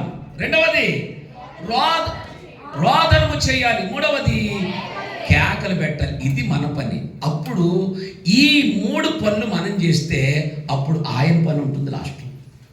అర్థమవుతుంది? ఎంత ప్రశాంతంగా ఉంది. సాతానుడు వాడు ఏం చేయాలో వాడు చేసుకుంటూ వెళ్ళిపోయాడు. అప్పుడు దేవుడు అంటున్నాడు, ఇందుకై వాడు వచ్చి నాశనం చేస్తాడు పిల్లలారా. అసురుడు వాడు, రాక్షసుడు వాడు చెడ నాశనం అయిపోతారు. ఎందుకై నేను సలహా ఇస్తున్నాను, మీకు 3 ఆయుధాలు ఇస్తున్నాను. ఆమె చెప్పాలి ఒకసారి. ఏమిటా 3 ఆయుధాలు అంటే, నెంబర్ 1 గోనె పట్ట, రెండవది రోదనం, మూడవది కేకలు. ఈ మూడింటిని మీకు ఎక్స్ప్లెయిన్ చేస్తాను. గోనె పట్ట అనగానే మీకు గుర్తుకొచ్చేసింది సంచి అని, అవునా? వాస్తవానికి మన పురుకోస సంచికి గోనె పట్టకి సంబంధం లేదు.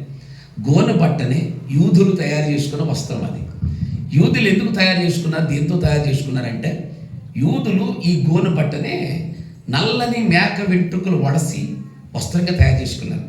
నల్లటి మేక వెంట్రుకలు తీసి వస్త్రంగా తయారు చేసుకున్నారు. దాన్ని ఎప్పుడు ఉపయోగించేవారంటే, గోనె పట్టనే ఒక వ్యక్తి తను ఏదైనా పోగొట్టుకున్నప్పుడు కానీ, ఒక వ్యక్తి తన జీవితంలో దుఃఖ సముద్రంలోకి వెళ్ళినప్పుడు కానీ, అప్పుడు అతడి చేసే పని ఏంటి తెలుసా? ఇంకా నా వల్ల కాదు, ఇది దేవునికే నేను అప్పగిస్తున్నాను, దేవునికి నేను సమర్పించేస్తున్నానని చెప్పటం కోసం ఫైనల్లో ఆ గోనెపట్టు ధరించేవారు. ఆ గోనెపట్టు దేనికి సాదృశ్యం అంటే, సమర్పణ, తగ్గింపు జీవితం అనండి. గోనెపట్టకి దేనికి సాదృశ్యం? సమర్పణ, తగ్గింపు జీవితానికి సాదృశ్యం. ఈ గోనెపట్టు గురించి కొన్ని విషయాలు చెప్తాను మీకు. ఈ గోనె బట్టను మొట్టమొదట బైబిల్ ఎవరు ధరించారంటే, యాకోబు ధరించాడు. ఎవరి కోసమో తెలుసా? యోసేపు కోసం. యోసేపు కోసం ఎందుకు ధరించాడు? యోసేపును నీళ్లు గోతులు పారవేసి తన వస్త్రాన్ని రక్తపులో ముచ్చి యాకోబు దగ్గర పట్టుకొచ్చి అన్నారు, ఇదిగో డాడీ, నువ్వు అల్లారి ముద్దుగా చూసి ప్రేమించినటువంటి నీ కుమారుని సింహాలు తినేసినాయి, అడవి జంతువులు తినివేసినాయి అన్నప్పుడు ఆ యాకోబు ఏడ్చినటువంటి ఏడుపట తన ప్రాణం పోతుందేమో అన్నట్టుగా ఏడ్చాడట. ఎంతగా ఏడ్చాడంటే, చివరికి ఏడవలేక ఫైనల్లో నా వల్ల కాదు దేవా, తన వెముకలు ఎక్కడున్నాయో నాకు తెలియదు, పితరులు సమాధి దగ్గరికి రాలేదు అని ఏడ్చిన అతడు అప్పుడు ఈ నల్లని మేక వెంట్రుకలతో వడసిన గోనె పట్టను ధరించాడు. అప్పుడు ప్రజలందరికీ అర్థమైపోయింది, ఇంకా యాకోబు చేతుల్లో లేదు, దేవుని చేతిలోకి వెళ్ళిపోయింది అన్నారు. గట్టిగా స్తోత్రం చెప్పండి సార్. మీకు ఇక్కడ మంచి మాట చెప్తాను మీకు నేను. యాకోబు గోనె పట్ట కొట్టుకుని ప్రలాపించి ఏడ్చాడు కాబట్టే యోసేపును దేవుడు ఆశీర్వదించి రథం మీద కూర్చోబెట్టాడండి. చెప్పడం సంతోషించాడు. రథం మీద కూర్చోబెట్టాడు. మీకు ఒక మాట అర్థం అవ్వాలి, ఆనాటి నుంచి ఈనాటి వరకు ఆ గోనె పట్ట అనుభవం కలిగిన వాళ్ళందరూ దీవించబడ్డారు. ఆమె చెప్పాలి ఒకసారి. గోనె పట్ట అనుభవంలో ఉన్న వాళ్ళందరూ ఆశీర్వదించబడ్డారు. మీకు ఇంకా అద్భుతమైన విషయాలు చెప్తాను గోనె పట్టు గురించి. ఎస్తేరు గ్రంథంలో చదవనక్కలు సుమి చూడండి అంతే. ఎస్తేరు గ్రంథంలో మొద్దుగా కొట్టుకున్నాడు గోనె పట్టుని, అవునా? గోనె పట్టుని ఎందుకు కొట్టుకున్నాడు? యోధా జాతి నాశనం అయిపోతుందని రాజు సంతకం చేసి జిరాక్స్ కాపీ బయటికి పంపించేశాడు. అది చూసినటువంటి మొద్దుగా, అయ్యో ఆల్రెడీ నేను ఎస్తేరుని తీసుకెళ్ళి సింహాసనం మీద కూర్చొని పెడదాం అనుకుని రాజకోటలో పెట్టాను, ఆవిడ అస్సలు పట్టించుకోవట్లేదు అనుకుని నాశనం అయిపోతున్న యోధా జాతి కోసం ఇతడు తెల్లవారుజామున గోనె పట్టు ధరించి రాజగుమ్మం దగ్గరికి వెళ్ళి నిలబడ్డాడు. చూస్తున్నారు నా వైపు? రాజగుమ్మం దగ్గరికి వెళ్ళి నిలబడ్డాడు. రాజగుమ్మం దగ్గరికి వెళ్ళి నిలబెట్టిన తర్వాత ఎర్లీ మార్నింగ్ పొద్దుటే లేచిపోతే ప్రార్థనకి ఎస్తేరమ్మ లేచిపోయి చూసింది. కిందేమో మొద్దుగా నిలబడి ఉన్నాడు, ఎదురుగుండానేమో రాజగుమ్మం ఉంది.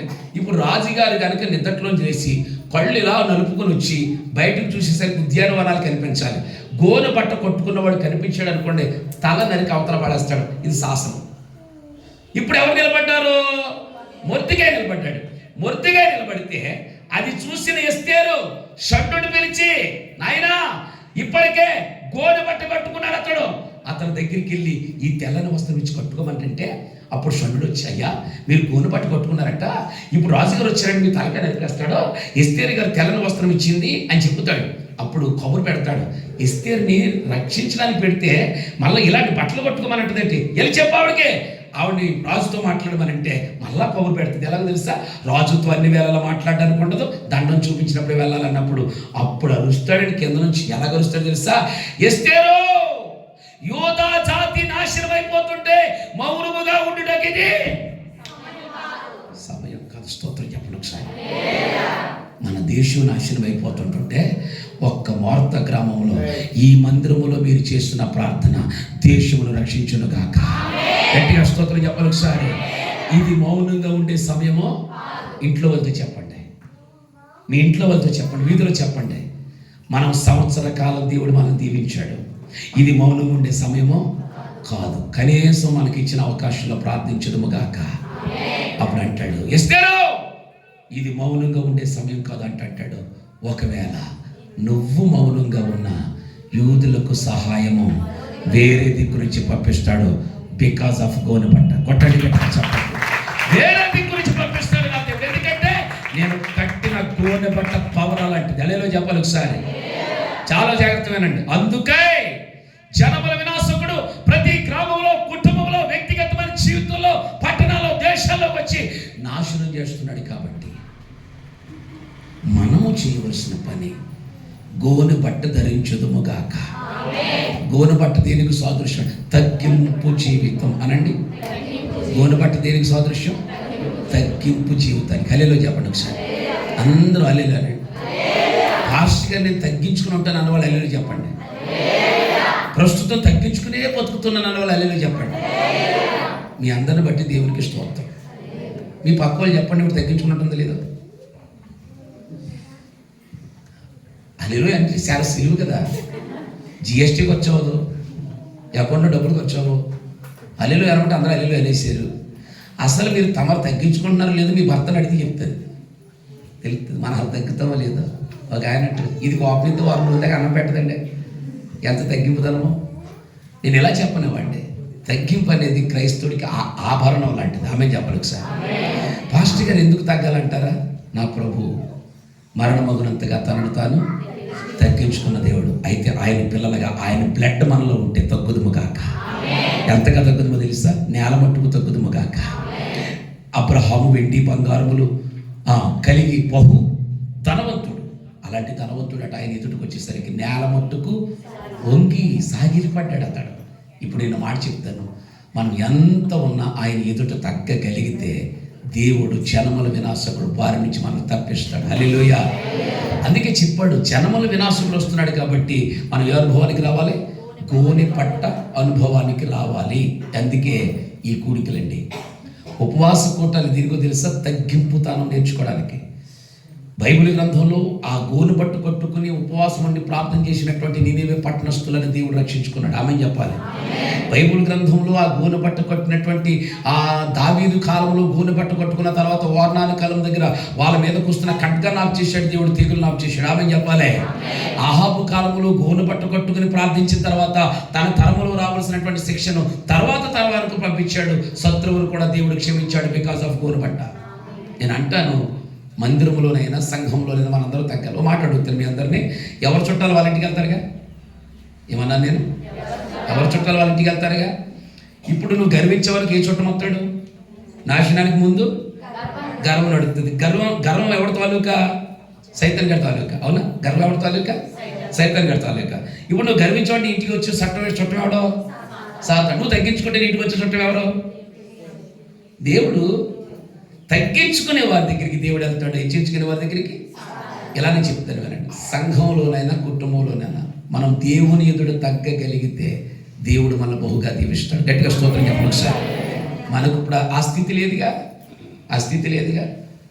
నేను రావులపల్లి నుంచి కొత్తపేట నుంచి రావులపల్లి వెళ్ళాలి ఒకసారి. అబ్రహాముని జ్ఞాపకం చేసుకుంటున్నప్పుడు కొన్ని సందర్భాలు నాకు గుర్తుకొస్తాయి. ఎలా గుర్తుకొస్తాయంటే, అబ్రహాం అంతటి ధనవంతుడే నేల పట్టుకోగాడంటే అబ్బా ఆయన ముందు మనం ఎంత 2 స్టీర్లు ఎత్తుంటే పట్టుకోలేకపోతున్నాం, 3 సార్లు కోయిట వెళ్ళొస్తుంటే పట్టుకోలేకపోతున్నాం. అర్థమవుతుందా? భాష మారిపోద్ది, స్టైల్ మారిపోద్ది, మనిషి మారిపోతాడు. చిన్న ఎగ్జాంపుల్ చెప్తాను మీకు. నేను ఆటోలో వెళ్తున్నాను. ఎందుకు వెళ్ళవలసిన పరిస్థితి ఏర్పడింది. వెళ్తుంటే గొరవ అనే ప్రాంతం దగ్గరికి వచ్చాక ఒక ఆవిడ నన్ను ఎక్స్క్యూజ్ మీ అంత కోయిట ఆవిడ నాకు బాగా తెలిసి ఆవిడ. సరే ఎక్కింది. నేను చివరి దాకా జరిగిన తర్వాత ఈవిడ అలా ఎక్కిన తర్వాత కొంచెం దూరం వెళ్ళిన తర్వాత ఒక యవనస్తుడు ఎక్కాడు. ఇప్పుడు నేను ఆ చివరి కూర్చున్నాను, నా పక్కన ముసలాడు కూర్చుంది, ఈ చివరేమో కోవిడ్ ఆవిడ కూర్చుంది. ఆవిడ ఎదురుకుండా కూర్చున్నాడు యవనస్తుడు. మరి గొతుకులు ఉంటాయి కదా. ఈవిడ చెక్క మీద కూర్చున్నాడు. గోతులో పడుతున్నప్పుడల్లా ఈవిడ కాలు ఆయన తలగటం, ఆయన కాలు ఈవిడ తలగటం. 2 సార్లు వార్నింగ్ ఇచ్చింది. కొలి కనపడలేదా అంది. నీకు కనపడతలేదు అన్నాడు. సరే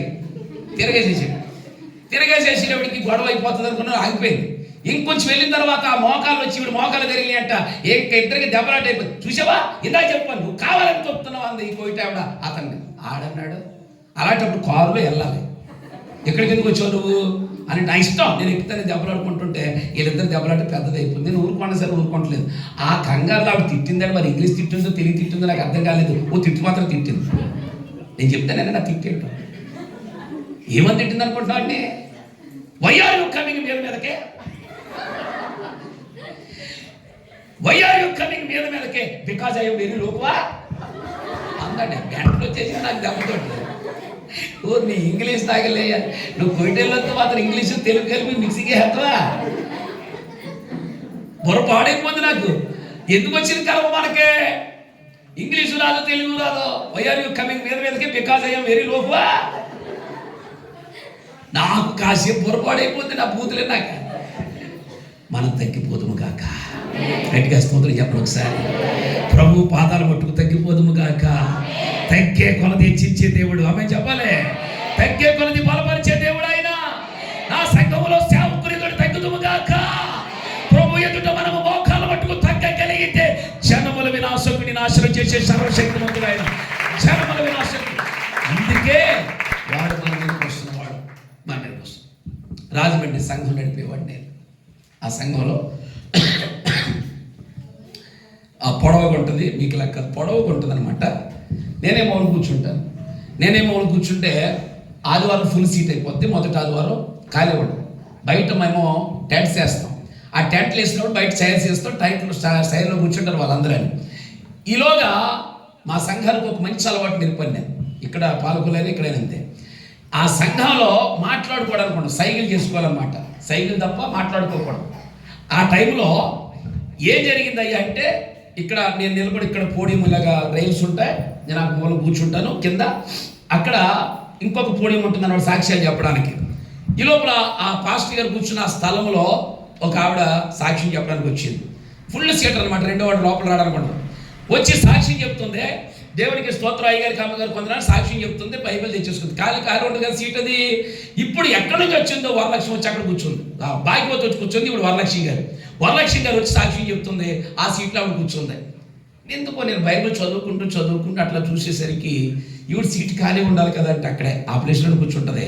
భాగ్యవతి కూర్చుంది. అప్పుడు నాకు అనిపించింది గొడవ అయిపోద్ది. ఇప్పుడు ఈవిడ వెళ్ళి ఖచ్చితంగా సీట్లోంచి లేకమంటుంది. అప్పుడు ఆ కేసు ఎవరి మీదకి వస్తుంది? నాకే కదా కేసు. మనలో ఏం జరిగినా ఆ టైంలో కాస్త ఫీల్ అవుతున్నాను. బాబా ఈరోజు ఆవిడ మొక్కను చూశాను, నాకు దీని ఘనంగా అయిపోద్ది. వాళ్ళు వీళ్ళిద్దరూ నోరున్న వాళ్ళు పైగా, కానీ మందిరంలో మాట్లాడుకోవడానికి ఉండదు. ఇప్పుడు వీళ్ళు వెళ్ళి ఏం చేయాలంటే సైకిల్ చేయాలి. ఆ సైకిల్ చేస్తాను వాళ్ళు ఏమనుకున్నారో తర్వాత నేనేం చేశాను సమస్యల పరిష్కరించాను మీతో చెప్తాను మీకు. నేను ఇప్పుడు ఈ వరలక్ష్మి వెళ్ళి భాగ్యవతితో చెప్తుంది లేకమని, నేను సైకిల్ చేస్తాను మీరు ట్రాన్స్లేషన్ చేయండి. అక్కడ కూర్చున్నటువంటి భాగ్యవతిని అంటుంది, మీరు చెప్పండి బైక్లో ఈ సీటు నాదే. భాగ్యవతి అంతే సెపరేట్. నేను లేకను కూర్చున్నాను కాబట్టి ఈ సీటు నాది అంది. ఇప్పుడు సీరియస్ ఫేస్ అనమాట. మళ్ళీ అందే సీట్ నాదంది. కింద కూర్చున్నవాడు కూడా సీరియస్ అందే. ఈ గొడవ అంతా అయిపోయిన తర్వాత నిలబడినటువంటి వరలక్ష్మి గొడవ లేకుండా నా ఎముక చూపించి పాస్టర్ గారు అంది. అన్నాను నేను. అన్న తర్వాత చెప్పాలి ఈ సీట్ ఎవరితో నువ్వు కూర్చొని చూస్తున్నావు కదా అంది. అప్పుడు నేను ఏం చెప్పాలి? వరలక్ష్మి లేచి బయట కూర్చోమంటే ఆవిడతో బాధ. భాగ్యవతి లేచి బయట కూర్చోంటే ఇప్పుడు నేను ఏం చేసి ఉంటానంటారు చెప్పండి మీరు? బయట పోయినా కుర్చీ తెచ్చేసానా? అది ఏం జరగల. అందుకే సేవకుడికి తెలివితేటలు ఎక్కువ ఉంటాయి. ఇప్పుడు నేను ఏం చేశానంటే పెద్ద గొడవ అవ్వకుండా చాలామంది నా మీద కసుకున్న వాళ్ళు అయిపోయారు పాస్టర్ గారు దొరికేసాడు అనుకుంటున్నారు. ఈలోగా జరిగిన పని ఏంటో తెలుసా? కాసేపట్లో ఆరాధన జరుగుతుంది. ఆరాధనకి ఇంకా సమయం ఉంది, కానీ లోపలి గొడవ సొంతమనడం కోసం నా మీదకి వచ్చింది కాక యేసు అక్కడ కూర్చుని అన్నాను, ప్రియులారా ఇప్పటికే సమయం చాలా అయిపోయింది, అందరూ లేచి నిలబడి ఆరాధన చేసుకుందాం అన్న. అందరూ లేచి నిలబడిపోయారు. అక్కడితో ఊరుకున్నానా? యువతులు అవతలకు వచ్చేసేయండి, అవతలు యువతలకు వెళ్ళిపోయినా బిలబెలమంటూ యువతులు యువతలకు వచ్చారు, అవతలు యువతలకు వెళ్ళారు. ఇవాళ లక్ష్మి భాగ్యవతి బయటికి పోయారు. ఇది ఒక లైవ్ ఎగ్జాంపుల్. ఎందుకు నేను ఇక్కడ ఈ ఉదాహరణ చెప్పానంటే, కూర్చునే సీటు విషయంలో కూడా ఇప్పుడు విశ్వాసులు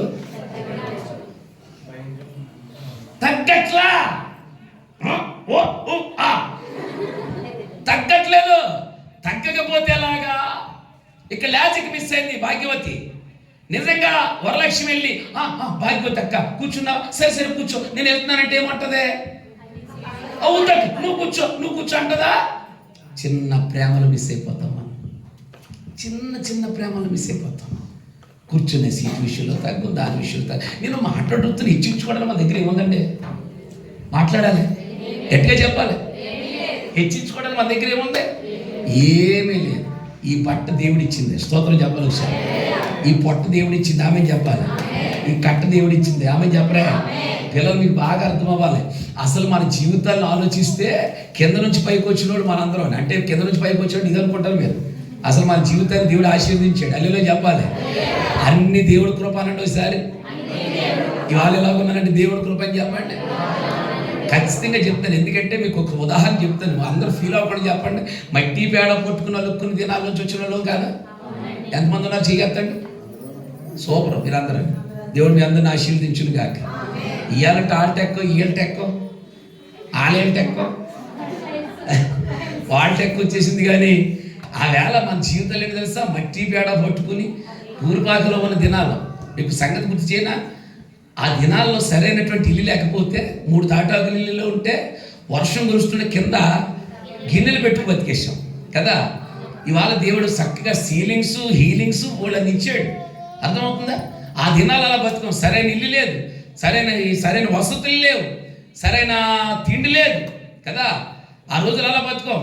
అది సరిగ్గా మనం గోడలు కట్టుకునే పరిస్థితి లేక తొంటలు నింపుకొని దాన్ని అలుక్కున్న తర్వాత దాన్ని సున్నం వేసుకునే పరిస్థితి లేకపోతే సున్నంలో 4 ఏళ్ళు ముంచుకుని ఏం వేసుకున్నారు? సిలికేసుకుని బతికేశారు. అది మన ఇల్లు. ఇలా తెలియాలి. సిలికేసుకుని బతికేసాం. ఇంకా మీతో చెప్పాలంటే సరైన తిండి లేదు. అలా తిండిలాగేసాం. ఇలా తినలాగెడుతున్నాం కదండి అయ్యారు. అలా తిందామంటే తిండిలేదు. ఇలా తిండి ఉంది కానీ తింటాకే ఇంకో లడ్డు కావాలని ఆయన సరే సోకరు చచ్చిపోతాను పరిస్థితి అది. ఆ రోజుల్లో పరిస్థితులు అలా ఉన్న పిల్లలు రాత్రి అన్నం మిగిలితే దాంట్లో గెంజేసి పేరెట్టుకున్నాం. సర్దన్నం, సర్దుకుపోయాం. ఇలా దోశ అయిపోతాం, దోసేస్తున్నారు, గిన్నె దోసేస్తున్నారు. ఆ రోజుల పరిస్థితి అది. సరిగ్గా కూర లేకపోతే, నీతో చెప్తున్నాను, సరిగ్గా కూర లేకపోతే పీట వేసుకుని ఉప్పు తెచ్చుకుని కారం తెచ్చుకుని వండుకుని అక్కడ పెట్టుకుని ఉప్పు తెచ్చుకుని తీసుకుని తవ్వట్టుకొచ్చుకున్నాం. తవ్వెందుకు మాట్లాడేటల్లో సిగ్గుపడకండి చెప్పండి. తవ్వట్టుకొచ్చి సాల్ట్ కింద వేసుకుని దాంట్లో ఉప్పు కారం వేసుకుని నూనె వేసుకుని తినేసాం. ఎలా ఇవాళ ఫుడ్ లేకపోతుంటే దెబ్బలాడేస్తారు. ఎలా ఆ రోజులు అలా బతికేస్తామండి. ఉప్పు కారం వేసి తినేసి బతికేస్తాం. సరైన మనసు ఉందా, సరైన పట్టు ఉందంటే అవేళ పట్లే గడిచి ఇవాళ కట్లే గెడుతున్నాం. తినలేదు అవేళ, కానీ ఆ రోజులు బాగున్నాయి. స్తోత్రం చెప్పాలి సార్. సరైన బట్టలేదండి. బట్ట చిరిగిందనుకో, ఈ బట్ట ఇంకో బట్ట పాత మాసి కట్టుకొచ్చి దీన్ని కుట్టుకునేవాళ్ళం. మన ఇంట్లో కుట్టుకోవాలంటే 2 సూదులు ఉంటాయి. చిన్న సూది ఒకటి, పెద్ద సూది ఒకటి. దాన్ని కుట్టుకోవాలంటే తిరిగి ఆ పక్కన ఒకటి పట్టుకోవాలి, ఈ పక్కన ఒకటి పట్టుకోవాలి. ఆ సూదిలో దారం పెడదామంటే కొంపలో దారం ఉండేది కదా, పెంటలోకి వెళ్తే పప్ప దారం దొరికేది. దాన్ని అట్టుకొచ్చి నోట్లో పెట్టుకుని ఇలాగ అనుకుని పెట్టుకుని పై కుట్టు, చిన్న కుట్టు, పక్క కుట్టు పెట్టుకుని నాకు ఎక్కడ ఉండేది అంత ఓపెన్ ఆఫ్ సర్జరీ. బతికామండి, సిగ్గుపడపడి చెప్పుకోవడానికి. అలా బతిక మన పూర్వకాలంలో. సరైన బట్టలేదు. డాడీకో బీరువా, మమ్మీకో బీరువా, పిల్లల కబోర్డ్స్ అన్నీ ఉన్నాయి. ఎంత హెచ్చించుకుంటున్నామండి. సరైన బట్టలేదు, సరైన తిండి లేదు, సరైన మంచం ఉందా అంటే ఇవాళ పిల్లలు తీసుకెళ్ళి పరుపు కొనుక్కోమంటే మమ్మీ ఇలా పడితే ఏ పరుపు అది?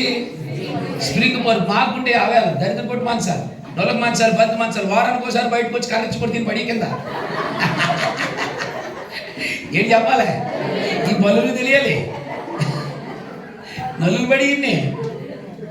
అలా బతికామండి, అలా బతికాం. సరైన మంచం లేదు, సరైన తిండి లేదు. కమ్మ కనపడితే కమ్మ, డొక్క కనపడితే డొక్క. వంటగదిలోకి వెళ్తే పెంట మొహం వచ్చేవాళ్ళు. వంటగదిలోకి వెళ్తే పెంట మొహం వచ్చేవాళ్ళు. అయ్యారు నిజమండి. అయ్యే పొగొట్టు ఉంటుంది. మాకు పెడితే ఊతుంటే మంట వచ్చేది కాదు. అది ఊతుంటే మళ్ళీ రివర్స్ వచ్చేసింది. మా ఇంట్లో చిన్న గొట్టం అందుకేలాగా అయిపోయింది నేను. ఆ గొట్టాలు ఎందుకు బతిగా? ఇవాళ అలా చిట్టికేస్తుంటే గ్యాస్ వెళ్ళిపోతుంది. మేకప్ జరగట్లేదు. ఆ స్థితిలో అనుభవించి వచ్చేవాడి. ఆ స్థితిలో కమ్మ కనపడితే కమ్మ, డొక్క కనపడితే డొక్క, తొల కనపడితే పొయ్యిలో పేడ మీద పిడకేసుకుని అలా బతికేసేవాడిని. దాపుకుండా, కూటుకుండా, కూర దాకా, జల్లుముక్కడి, మోరేసరి మొత్తం అవి మా కొండలో. ఇవాళ నాన్ స్టిక్, పాన్ స్టిక్, హీటిక్, మనిషికి టెక్కు. ఆ గ్యాస్ స్టవ్ లేనంతసేపు కొండలో గ్యాస్ లేదు మాకు అన్న. ఒప్పుకోండి అన్న, నిజమన్న, ఇది వాస్తవం అన్న. ఇప్పుడు చెప్పండి, ఆ దినాలు అనుభవించాం, అంత కర్మ అనుభవించాం, అంత ఆనందాన్ని కూడా అనుభవించాము. ఆ రోజుల్లో ఎక్కడికి వెళ్ళిన పరిస్థితి అలా ఉండేది. కాలు కిందైతే జర్రుని జారుకుంటూ వెళ్ళిపోయేవాళ్ళం, ఆ నాసులో పెట్టి పడిపోతుండే వాళ్ళు. ఇవాళ కాళ్ళకి మట్టి అంటుకుంటలేదు, ఇంట్లో చెప్పులేసి తిరుగుతున్నాం. ఇంట్లో ఏ మూల చూసిన ఏసీ ఉంది, డీసీ ఉంది, అన్నీ బాగున్నాయి. ఇంకో మాట చెప్తాను నేను, ఇంత గ్లాస్ పట్టుకుని అప్పులు తెచ్చుకునేవాళ్ళం. పక్కింటికి అప్పు తెచ్చుకున్నాం, పంచదార, టీ పొడి, రైస్ ఇవన్నీ తెచ్చుకున్నాం. మళ్ళీ అప్పించడం దెబ్బలట్లయిపోయి ఎందుకు ఈ జనరల్ టాపిక్ నేను జ్ఞాపకం చేశానంటే పిల్లలారా, అలాంటి స్థితిలో నుండి ఇవాళ మన దేవుడు మన ఇంటికి 100 మంది వస్తుంటే గంటలో వంట చేసి పెట్టగలిగిన సామర్థ్యాన్ని దేవుడు మనకి ఇచ్చాడు కదా. అందుకు దేవునికి స్తోత్రం. గట్టిగా చప్పటి కూడా సంతోషించాలి. హల్లెలూయా. ఇప్పుడు చెప్పండి, ఇది దేవుని కృప కాదా? హెచ్చించుకోవడానికి మనం ఎవరు? నా ప్రభు హెచ్చాలా, మనం తగ్గిపోవాలా. నేల మట్టుకు తగ్గిపోదుము కాక. గట్టిగా స్తోత్రం చెప్పండి ఒకసారి. అందుకే జనముల వినాశకుడు నాశనం చేయడానికి బయలుదేరితే దేవుడు మనకిచ్చిన ఆయుధం పేరే తగ్గింపు జీవితం అనబడిన గోనె పట్ట. హల్లెలూయా చెప్పాలి ఒకసారి. ఎస్ పిల్లలు, తగ్గండి ప్రతి విషయంలో. సేవకుడి ఎదురు తగ్గాలి, సేవకుడు మందిరం ఎదురు తగ్గాలి, మన పిల్లలు తగ్గేటట్టుగా ఉంచాలి. ఒక సేవకుడు వెళ్తుంటుంటే మనం నేర్పించాలి. ఒరే అయ్యగారు వస్తున్నారు రా, నువ్వు గడగలాడుతుంటుంటే అయ్య బాబా అయ్యగారు గడగల, నువ్వు కాలు చాపుకుని అయ్యగారు ఎదుగుంటే కదలకుండా ఉంటుంటే ఆడెందుకు కదులుతాడు? మొక్క యొంగది మోన యొంగదిగా, తండ్రులు ద్రాక్షాఫలము తినగా పళ్ళు పిల్లలకు పళ్ళు పులియవా? తగ్గాలి దేవుని ఎదుట. తగ్గింపే నా దేవుడికి మాదిరి. ఆయన మరణమందంటే తనను తాను తగ్గించుకుంటే జనముల వినాశకుడు బయలుదేరి దేశానికి వెళ్ళి, పట్టణానికి వెళ్ళి, గ్రామానికి వెళ్ళి, వ్యక్తిగతమైన జీవితానికి వెళ్ళి, కుటుంబానికి వెళ్ళి నాశనం చేస్తుంటుంటే మనం చేయవలసిన పని చెబుతున్నాడు. మీరు గోరుబట్ట ధరించండి. గోరుబట్ట తగ్గింపు జీవితం. ఈ ఉపవాస కుడికల్లో గోరుబట్ట అనుభవాన్ని అనుభవించుదురు గాక. హల్లెలూయా చెప్పండి ఒకసారి. మన గర్వము నేల మట్టుకు తగ్గిపోవాలి, అహం తగ్గిపోవాలి. దేవాన్ని తగ్గి ఉంటానని ఒక జక్కయ్య వెళ్ళి ప్రణమిల్లినట్టుగా, ఒక అబ్రహాం వెళ్ళి ప్రణమిల్లినట్టుగా తగ్గిపోగలిగితే జనముల వినాశకుడు ఎదిరించే శక్తి మనకి ఇస్తాడు. ఆమేన్. మొదటి ఆయుధం పేరు గోనెపట్ట. రెండవది రోదనం. అంటే దీంట్లో 3 భాగాలు ఉన్నాయి: ఏడుపు, దుఃఖము, రోదనం. ఏడుపు అంటే మన కళ్ళకు కనిపించి గట్టిగా అరుస్తాం కదా, అది ఏడుపు. దుఃఖం అంటే మనకు కనిపించదు. ఎక్కడి నుంచి వస్తుంది? అంతరంగం నుంచి వస్తుంది. అది రోదనం అన్నారు చూసారా? ఏడుపును దుఃఖమును కలిపి ఆపకుండా సలిపేదే రోదనం. ఇప్పుడు మీ అందరిలో మాట అడుగుతాను, బైబిల్ గ్రంథంలో బాగా రోధించి ఏడ్చింది ఆడోళ్ళ మగోళ్ళ? గట్టిగా చెప్పాలి. అక్కడే ఉంటుంది నాకు. మీ ఆడోళ్ళు ఎంత పర్సెంటేజ్ ఉంటే మాత్రం మా బతుకేమీ లేవా? అర్థమైంది? ఎక్కడ చూసిన ఈ మాట. మా వాళ్ళు ఏమో శ్రీలంక, ఆంధ్రప్రదేశ్ శ్రీలంక ఉన్నారు కుదంతా. మీరేం కట్టుకున్నారు? మీరేమన్నా బైబిల్ గ్రంథంలో అన్నాను నేను. బైబిల్ గ్రంథంలో బాగా ఏడ్చి రోధించింది ఆడోళ్ళ మగోళ్ళు అంటే ఆడోళ్ళు చెప్పండి. 4-5 పేర్లు చెప్పండి మీరు. మళ్ళీ మగోళ్ళకి వచ్చేసారు ప్లేటు. అదే బైబిల్ గ్రంథంలో బాగా రోధించింది పురుషులేనండి అన్న. మీతో చెప్తున్నాను, బైబిల్ గ్రంథంలో రోధించింది పురుషులే. చెప్పనా? బైబిల్ గ్రంథం ఆడవాళ్ళ గురించి చెప్పాలంటే 2-3 గురించి చెప్పి వదిలేస్తానండి. బైబిల్ గ్రంథంలో అలా కాదు. కుక్కలాగా కన్నీళ్లు కార్చి ప్రార్థన చేసిన వాళ్ళు ఉన్నారు. హిజ్కియా కన్నీళ్లు కార్చినప్పుడు దేవుడు అతని ప్రార్థన విని 15 సంవత్సరాల ఆయుష్ ఇచ్చాడు. స్తోత్రం చెప్పండి ఒకసారి. దావీదు కన్నీరు కార్చి ఉమారు ప్రార్థన చేస్తే తను కూర్చున్న స్థలంలో ఉన్న పొరుపట్ట తేలిపోయినట్టుగా ఆశీర్వదించాడు. స్తోత్రం చెప్పాలి ఒకసారి. హిజ్కియా కన్నీళ్లు కార్చినప్పుడు చూశాడు, దావీదు కన్నీళ్లు కార్చినప్పుడు చూశాడు. ఇంకా చెప్పన ఇర్మియా అతడు యెరూషలేము చూసినప్పుడు అతడు కన్నులు కన్నీటి ఊటగాను తల జలమయంగా మారిపోయింది. అంతలా ఏడ్చాడు. స్తోత్రం చెప్పాలి ఒకసారి. నెహెమ్యా యెరూషలేము ప్రాకారాలు కాలిపోతే ఆ గుమ్మాలు చూసి ఉపవాసం ఉండి రోదించి కన్నీళ్లు కార్చేడ్చాడు. ప్రాకారాలు కట్టబడి. ఆమె చెప్పాలి ఒకసారి. ఇంకా చెప్పనా, హోషేయ గ్రంథంలో ఉన్నటువంటి యాకోబు మగసిరి కలిగిన వాడై కన్నీళ్లు కార్చి దూతను గెలిచాడని అతడు కూడా కన్నీళ్లు కార్చాడట. ఎజ్రా బైబిల్ గ్రంథం పట్టుకుని బైబిల్ చదువుతుంటే ధర్మశాస్త్రం గురించిన సంగతులు ఇశ్రాయేలుకు బోధించుచుండగా అతడు కళ్ళలోంచి కన్నీళ్లు బిందెలతో ఒలికినట్టుగా బైబిల్లో చూస్తాం. ఇలా చెప్పాలంటే చివరికి యేసు కూడా కన్నీళ్లు కార్చాడు. యేసు కూడా కన్నీళ్ళు. ఇప్పుడు చెప్పండి అన్న, బైబిల్ గ్రంథంలో ఏడ్చింది ఆడవాళ్ళ మగవాళ్ళ? మగవాళ్ళు అన్న మీరు చెప్పాలి. బైబిల్ గ్రంథంలో ఏడ్చింది ఆడవాళ్ళ మగవాళ్ళ? ఓ మాట చెప్తున్నాను మీ అందరికీ. మన కుటుంబంలో ఏ సమస్య వచ్చినా మొట్టమొదట పురుషుడు కన్నీళ్లు కార్చి ప్రార్థన చేస్తే అరగంటలో సమస్యను పరిష్కరిస్తాడు నా దేవుడు. నేను 100% గ్యారెంటీ చెప్తున్నాను. పురుషుడు కన్నీళ్లు కార్చి ఏడిస్తే దేవుడు కార్యం చేస్తాడు. ఆమె చెప్పాలి ఒకసారి. ఆడవాళ్ళ కన్నీళ్ళు చూసాం, పురుషుడు కన్నీళ్ళు చూడాలి. చిన్నతనంలో మా పాపకి 3-4 సంవత్సరాల కాలంలో మా చిన్న ఇల్లు ఉండేటప్పుడు, చిన్న ఇల్లు అనమాట, నేను ఇప్పుడు గుర్తొచ్చినప్పుడు మోకరించి ప్రార్థన చేసుకుంటే వాడి సంఘాల కోసం ప్రార్థన చేస్తుంటే ఒకరోజు ఎందుకో భారంగా ఏడుస్తున్నాను. నేను రోజు చూస్తున్నట్టు మా అమ్మాయి పడుకుని తెల్లవారుజామున లేస్తున్నట్టుంది. అది నేను పడుకొని ప్రార్థన చేస్తుంటుంటే నేను అలా ప్రార్థన చేస్తున్నప్పుడు నా ఏడుపు అంతా చూసిందట. సరే ఉదయం లేచి డబ్బా పట్టుకుని పాలుకి వెళ్ళాను. నేను బండి వేసుకుని పాలు తెచ్చేలోగా మా భార్యని అడిగిందట మా అమ్మాయి, మా పాప, మమ్మీ రాత్రి డాడీ అంతానే ఎడుతున్నాడు, ఎందుకు కొట్టావన్నట్టు. ఎందుకు కొట్టావన్నట్టు. అది వచ్చిన తర్వాత మా భార్య ఎంత పెద్ద ఆహ్లాదంగా చెప్తుంది. రైజీ ఎలాగందండి, రైజీ ఎలాగందండి, భలే నవ్వు వచ్చింది నాకంటే. ఇది నవ్వవలసిన సంగతి కదా, దానికి నేర్పించాలి మనం. రోదనము చేయు విద్య మీ పిల్లలకి నేర్పాలి. కుటుంబ ప్రార్థనలు కూర్చున్నప్పుడు మా పాపకి చిన్నతనంలో కన్నీళ్ళు విలువేంటో నేర్పించాం. కన్నీటి ప్రార్థన అంటే ఏది నేర్పించాం. మా కుటుంబ ప్రార్థనలో కన్నీటి చుక్కలతో నీ పాద సన్నిధిలో దినమల్లా నేను కీర్తింతునయ్యా నా యేసయ్య, నీ పాద సన్నిధిలో కీర్తింతునని పాట ఉన్నప్పుడు మేమందరం కన్నీళ్ళు కార్చి ఆ గోదాడుతాం దేవుని పాదాలు. అప్పుడు మేము ఏడుస్తుంటుంటే మా అమ్మాయి నేర్చుకుంది ఆ విద్య. వాళ్ళ అమ్మ నేర్పింది. అలాగా ఎలాగ ఏడవాలమ్మంటేనట అని నేర్చుకుంది. ఇవాళ 13 సంవత్సరాలు 14 సంవత్సరాలకు వచ్చింది మా పాప, 9th క్లాస్ చదువుతుంది. ఇప్పటికీ మాకంటే ఎక్కువ కన్నీళ్ళతో ప్రార్థన చేస్తుంది. ఎందుకంటే ఈ మాట నేను చెప్తున్నాను, కన్నీళ్లు ఉన్న చోట సాతానుడు నిలబడ్డాం, పశ్చాత్తాపం ఉన్న చోట సాతానుడు నిలబడ్డా. అందుకే దైవ చిత్తానుసారమైన దుఃఖము రక్షణార్థమైనటువంటి మారు మనుషులు కలగజేస్తారు. స్తోత్రం చెప్పాలి ఒకసారి. హల్లెలూయా. ఇప్పుడు చెప్పండి, బైబిల్ గ్రంథంలో కన్నీళ్లు కార్చింది పురుషుల శాతం ఎక్కువైతే నా దేవుడు కన్నీళ్ల ప్రార్థనకు సమాధానం ఇచ్చి సాతాను నీ దగ్గరికి రానివ్వకుండా, జనముల వినాశకుని నీ దగ్గర రానివ్వకుండా కాపాడే 2వ ఆయుధం పేరే కన్నీటి ప్రార్థన. చేతి గట్టిగా స్తోత్రం చెప్పవచ్చు. మొదటిది గోనెపట్ట, 2వది రోదన, 3వది కేకలు వేయుడి.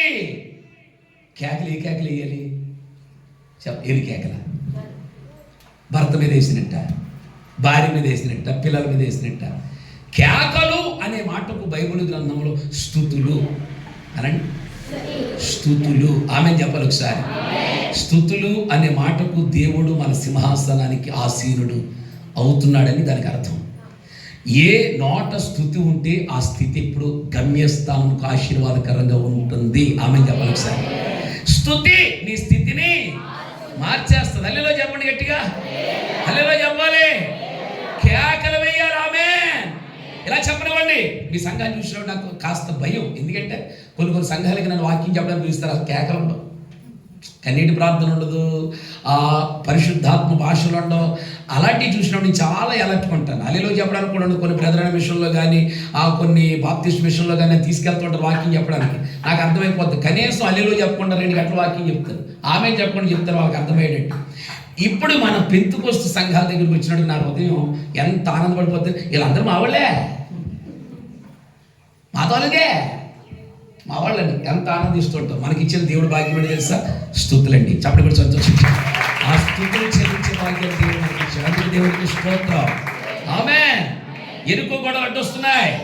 ఎరుకో గోడలు అడ్డొస్తుంటే యెహోషువతో దేవుడు చెప్తున్నాడు, యెహోషువా లోపల శపితమైపోయింది, శపితమైన దానిలో దేనిని ముట్టద్దు. ఇదిగో నేను చెప్తున్నాను. యెహోషువ అడుగుతున్నాడు, సార్ అసలు ఎరుకో గోడలు అడ్డుగా ఉంటే లోపలికి వెళ్ళాలని మాట్లాడతారు సార్, ఎరుకో గోడలు అడ్డు ఉంటేనే. అప్పుడు దేవుడు చెప్తాడు, యెహోషువ గోడల్ని పడగొడతాను కదా, నువ్వెందుకు కంగారు పడతావు? అయితే తిరగండి. ఎన్ని దినాలు? 7 దినాలు తిరగండి. 7 దినాలు తిరగమన్నానని 7 వారాలు తిరుగుతున్నారు కొంతమంది. ఇదో బాధ. ఇదొక్కడ సంత నాకు అర్థం కావట్లేదు. ఒక ఆవిడ మొన్న నాతో చెబుతుంది, పాస్టర్ గారండి 3 సంవత్సరాల నుంచి వెళ్తాను కానీ 7 రోజుల్లో ఎలా పోతున్నా నా కోసం ప్రార్థన చేయండి. ఇదేంటది 3 సంవత్సరాల నుంచి తిరుగుండి 7 వారాలు ఎలా పోతాం అన్నాను నేను. 6 వారాలు బాగానే వెళ్తున్నా కానీ ఏదో ఆటంకం వచ్చేస్తుందండి. పాస్టర్ గారితో చెప్తున్నాను, మళ్ళీ ఫస్ట్ నుంచి రమ్మంటాడంట ఆయన. అలాగే 3 సంవత్సరాల నుంచి ట్రై చేస్తుందట. 7 దినాలు తిరగమంటే 7 వారాలు వెళ్ళాలని కాదు. 7 వారాలు వెళ్ళిన తర్వాత బాగు చేసేట బైబిల్ గ్రంథం ఎక్కడ కనపడదు. ఎనుకో గోడల చుట్టూ 7 దినాలు తిరగాలి. 7 దినాలు తిరిగేటప్పుడు ఎందుకు తిరిగారో మీకు చెప్తాను, వినండి. ఈ విషయం చెప్పాలి. ఇశ్రాయేలు ప్రజలకి మధ్యలో ఆటంకాన్ని పెట్టి 7 దినాలు ఎరుకో గోడల చుట్టూ ఎందుకు తిరగాలి? ఆల్రెడీ ఎర్ర సముద్రం దాటి వచ్చారు. ఇప్పుడు ఎరుకో గోడలు అడ్డు వచ్చాయి. మోషే నాయకత్వంలో వచ్చి యెహోషువ నాయకత్వం వచ్చింది. ఇప్పుడు ఎరుకో గోడలు ఎందుకు తిరగాలి 7 దినాలంటే, ఎరుకో గోడ చాలా ఎత్తైన గోడ. వింటున్నారా? చాలా ఎత్తైన గోడ, బలమైన గోడ. అప్పుడు యెహోషువతో దేవుడు చెప్తున్నాడు, ప్రజలందరినీ తిరగమని చెప్పి యెహోషువ. ఎందుకు తిరగాలంటే వాళ్ళు చేసిన పాపాలు గుర్తుకు రావాలి. వాళ్ళు అనుకుంటున్నారట, తిరిగి యెహోషువ చెప్పాడట, చరిత్రలో ఒకసారి చెప్తాడు ఎవడో ఆయన, మీరు పాపాలు ఒక్కొక్క ఇటుకతో పోల్చుకోండి అన్నాడట. ఏమన్నాడు? మీ పాపాలని ఒక్కొక్క ఇటుకతో పోల్చుకోమన్నాడట. అప్పుడు వాళ్ళు అనుకున్నారు, నేను ఒక్కొక్క పాపాన్ని ఒక్కొక్క ఇటుకతో పోల్చుకుంటే ఆ ఇట్టగా కట్టి ఎంత గోడ అయింది? ఎరుకో గోడ అంత అయింది అనుకున్నట్ట. అప్పుడు గుర్తుకొచ్చిన పాపాలని 7 దినముల ప్రదక్షిణములు చేస్తూ, దేవా మా పాపమును, మా పితరుల పాపమును, మా కుటుంబ పాపమును, మా పిల్లల పాపములను, మా పాపములను ఒప్పుకుంటున్నామని 7 దినములు ఉపవాసము నుండి గిరగిరా తిరిగిన తర్వాత 7వ దినమున యాజకుల బూరల వదగా ప్రజలు కేకలు వేయగా ఎత్తైన ప్రాకారములు ఎరుకో గోడలు సమూలంగా కూల్చేశాడు నా దేవుడు. సమూలంగా కూల్చేశాడు నా దేవుడు. ఎందుకంటే ఆ కూల్చడానికి దేవుడు ఇచ్చిన గొప్ప ఆయుధం పేరే స్తుతులు. ఆమె చెప్పాలి ఒకసారి. దాన్ని కేకలు అన్నాడు. అందుకే జనముల వినాశకుడు బయలుదేరి మిమ్మల్ని నాశనం చేస్తున్నాడు కాబట్టి, 1 మీరు గోనె బట్ట కట్టండి, 2 రోదనము చేయండి, 3 కేకలు వేయండి. మీకు మాట చెప్తాను మీకు నేను. ఇప్పుడు మొన్న మధ్యకాలంలో చిరుతపులు తప్పిపోయింది. అవునా? చిరుతపులు తప్పిపోయి అడుగులోంచి ఊళ్ళోకి వచ్చేసింది. ఊళ్ళోకి వచ్చినప్పుడు మా ఊరి దగ్గరికి కూడా వచ్చింది. మా పిల్లలు ఊరు వచ్చిన తర్వాత అనౌన్స్మెంట్ జరిగింది. ఆ అనౌన్స్మెంట్ ఏంటంటే, ఆటో మీద తిరుగుతూ రాత్రి పగలు తిరుగుతారు. ఇదిగో అడవిలోంచి తప్పించుకున్నటువంటి చిరుతపులు మన గ్రామంలో సంచరించుతుంది కాబట్టి ఒంటరిగా తిరగొద్దు. 2వది, అది కనపడితే కేకలు పెట్టండి. 3వది, కర్రలు పట్టు తిరగండి అన్నాడు. అలాగే చేశారు అందరూ. కుక్కను చూసినా చిరుతపుల్లే కనిపించింది. భయం అలాంటిది. ఇప్పుడు మిమ్మల్ని మాట్లాడుతాను. అదే చిరుతపులు తప్పించుకుని మీ వార్త వచ్చింది. ఆ వార్త మీ దగ్గరికి వచ్చింది. ఇప్పుడు ఏం చేస్తారు మీరు? ఓ రోజున ఇదే భయంతో బతుకుతున్న అర్ధరాత్రి బాత్రూమ్కి వెళ్ళాం. బాత్రూమ్కి వెళ్ళి కళ్ళులా తుడుచుకుని అలా చూశాడు, గోడ మీద ఉంది. ఏం చెప్తాను? గట్టిగా చెప్పాలి. గోడ మీద చిరుతపులు ఉంది, కింద ఉన్న నీకు నాకు అడుగు దూరంలో ఉంది. ఈ అడుగు దూరంలో దాంతో మాట్లాడతావా? అర్ధరాత్రి మాట్లాడతావా? వచ్చి ఎదవాటు పాడించుకుంటాను. వాటమెంట్ అలాగుంది, ఆ మచ్చలేంటి అలాగుంది, పేరుల్లో రాసుకో, గడ్డమెంట్ అలాగుంది, ట్రిమ్మింగ్ చేయించుకుంటావా? మాట్లాడతావు దాంతో. దాన్ని చూడగానే చెప్పాలి, నిద్ర ఎగిరిపోద్ది, ప్రాణం ఎగిరిపోద్ది. ఇప్పుడు కేకలు ఎక్కడి నుంచి వస్తాయి? తాత ముత్తాతల దగ్గర నుంచి దాచిన, గురింతాల దగ్గర నుంచి, గురింతాల దగ్గర నుంచి మొదలు